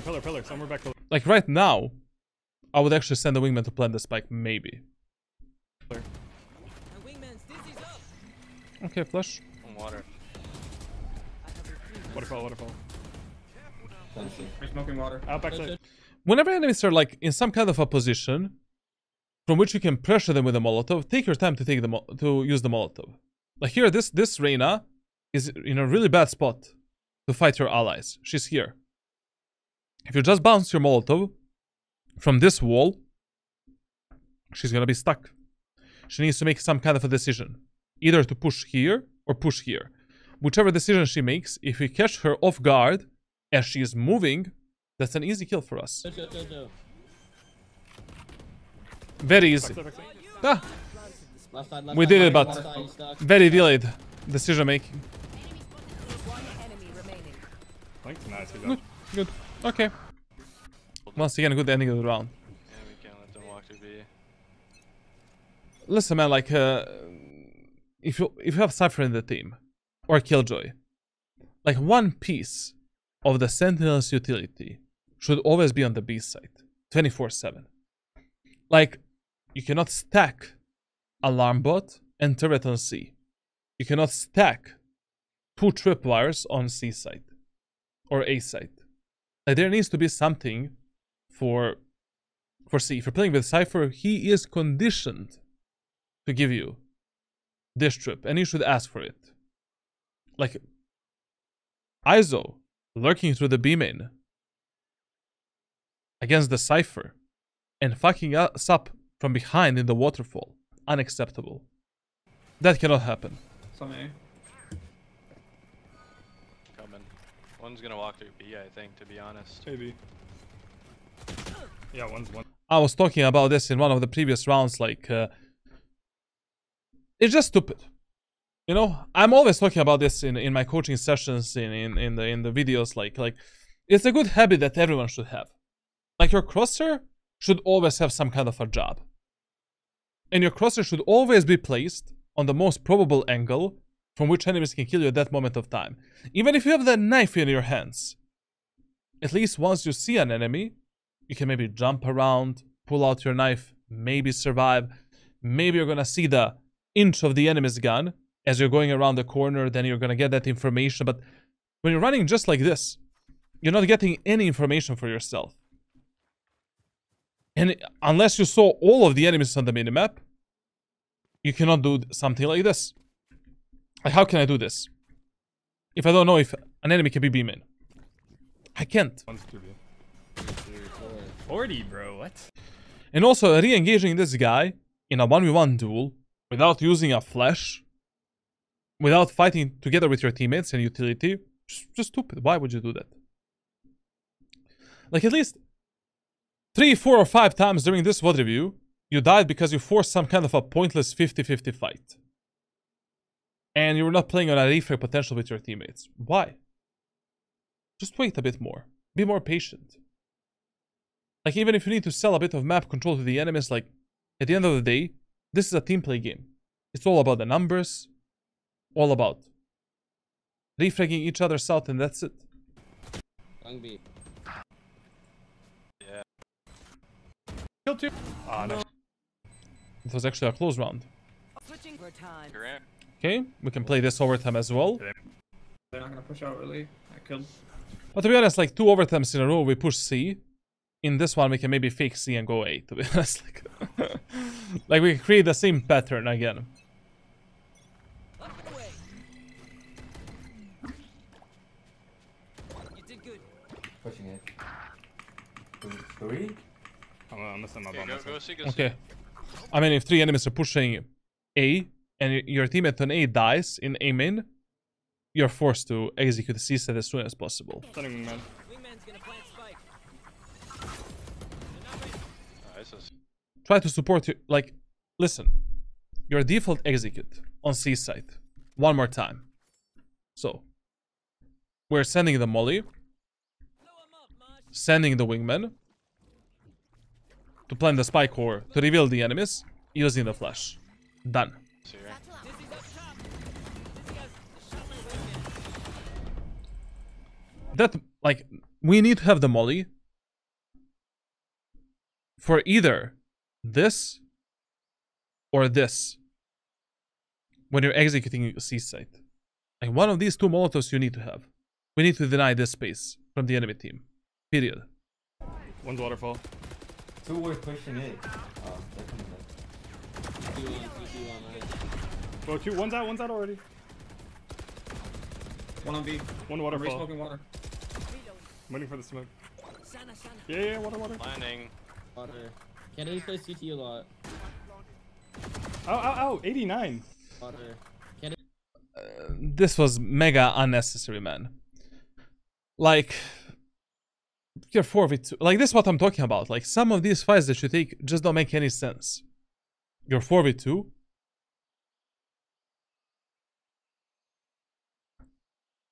All of your teammates are playing passively. Why do you need more space? And also, it would be much better here if you planted the spike, because you're one ultimate point away from the, you know, your ultimate, which is theoretically speaking a bit better than the Phoenix ultimate. You know, with the Phoenix ultimate, you still need to kill the enemies. With the Gekko's ultimate, if you detain them, they're fucked. Kennedy plays CT a lot. Nice, good job. Okay. 80. Phoenix was not even close to the ultimate, actually. 9. Back. Through B. Yeah. Rotate through spawn. We need to fight. We need to like fight to hold C. We can't play retake C. Yeah. C's pretty. Like, I mean, that's also, like, it's okay, totally fine what he's talking about. But once you notice that you cannot hold some bomb set passively, you need to take the main area of that specific site. Like, taking the A main and C main area of the map from this team compositions is just mega easy. Very, very easy. Like, they really don't have, I mean, they have the flashes and everything, but you also have a Gekko flash, Omen, Paranoia, Phoenix flash, like, Omen one-way smoke, like, you can fight for it. Easy to hold. They don't have a single dive or movement agent. 1C. One's gonna lurk through B, but... Easy. I fully tested. Here, like, to be honest, I wouldn't give a shit about B site until somebody breaks the tripwire there. I would actually be fighting with my teammates on C. Guys B. That shit up. Smoke C, smoke C. I'm leaving it.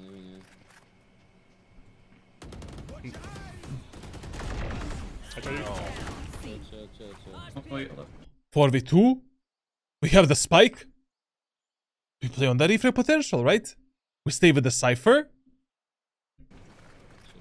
What the fuck? It's a bad smoke. Like, get bomb. We give us like. One's gonna have like some weird ass timing. Just clear everything. Don't come right back. We have bomb. Yeah.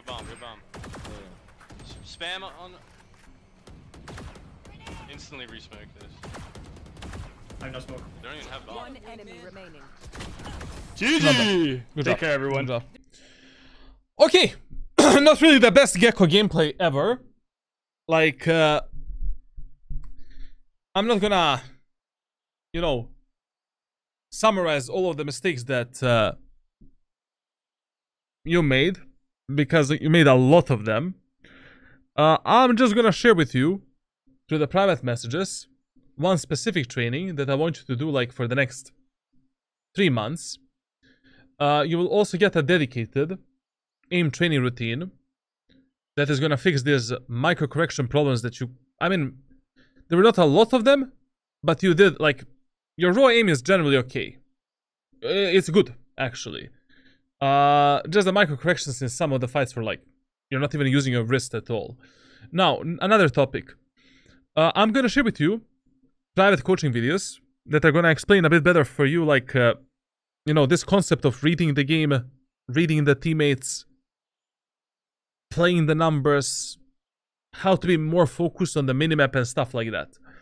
Like, you're really missing, like, some kind of a general awareness in the game. And of course, better decision making on Lotus. Like, I mean, but that should be fixed, like, just with the videos that you got and ranked playbook on my Discord server. Other than that, like, I don't know why you're playing initiators. I don't know why you're playing initiators. Like, I really think that you should, you know, just carry these idiots and get to Immortal 3 with, like, Yoru, Raze, Jet, like. Maybe Yoru will suit you good. Who knows, like. Who knows? Like, you really need to experiment with other agents a bit as well, because you literally only played initiators for the last, like, 4 years. Try something else. Maybe a different agent would actually make you unlock your full skill ceiling and develop yourself as a player a bit faster and also make you improve faster at Valorant. Other than that, subscribe, leave a like, leave a comment, you know, which agent you want me to review next, or which heal or which map. Join my Discord server for coaching, for giveaways. Like, there's a lot of stuff happening on Discord. A lot of weird stuff as well. Join my, follow me on Twitch. Daily live streams every single day, except weekends. You know, I gotta chill as well. On weekends, I'm doing private coaching. There's no chilling, man. Grind never sleeps. And I will see you guys, girls and boys, and whatever you are, in the next VOD review or next video. Thank you a lot. Thank you for watching. Thank you a lot. I think it's time to stop. It's time to stop. This is already like, what? 4 hours VOD review. I'm dying. I need to chill a bit.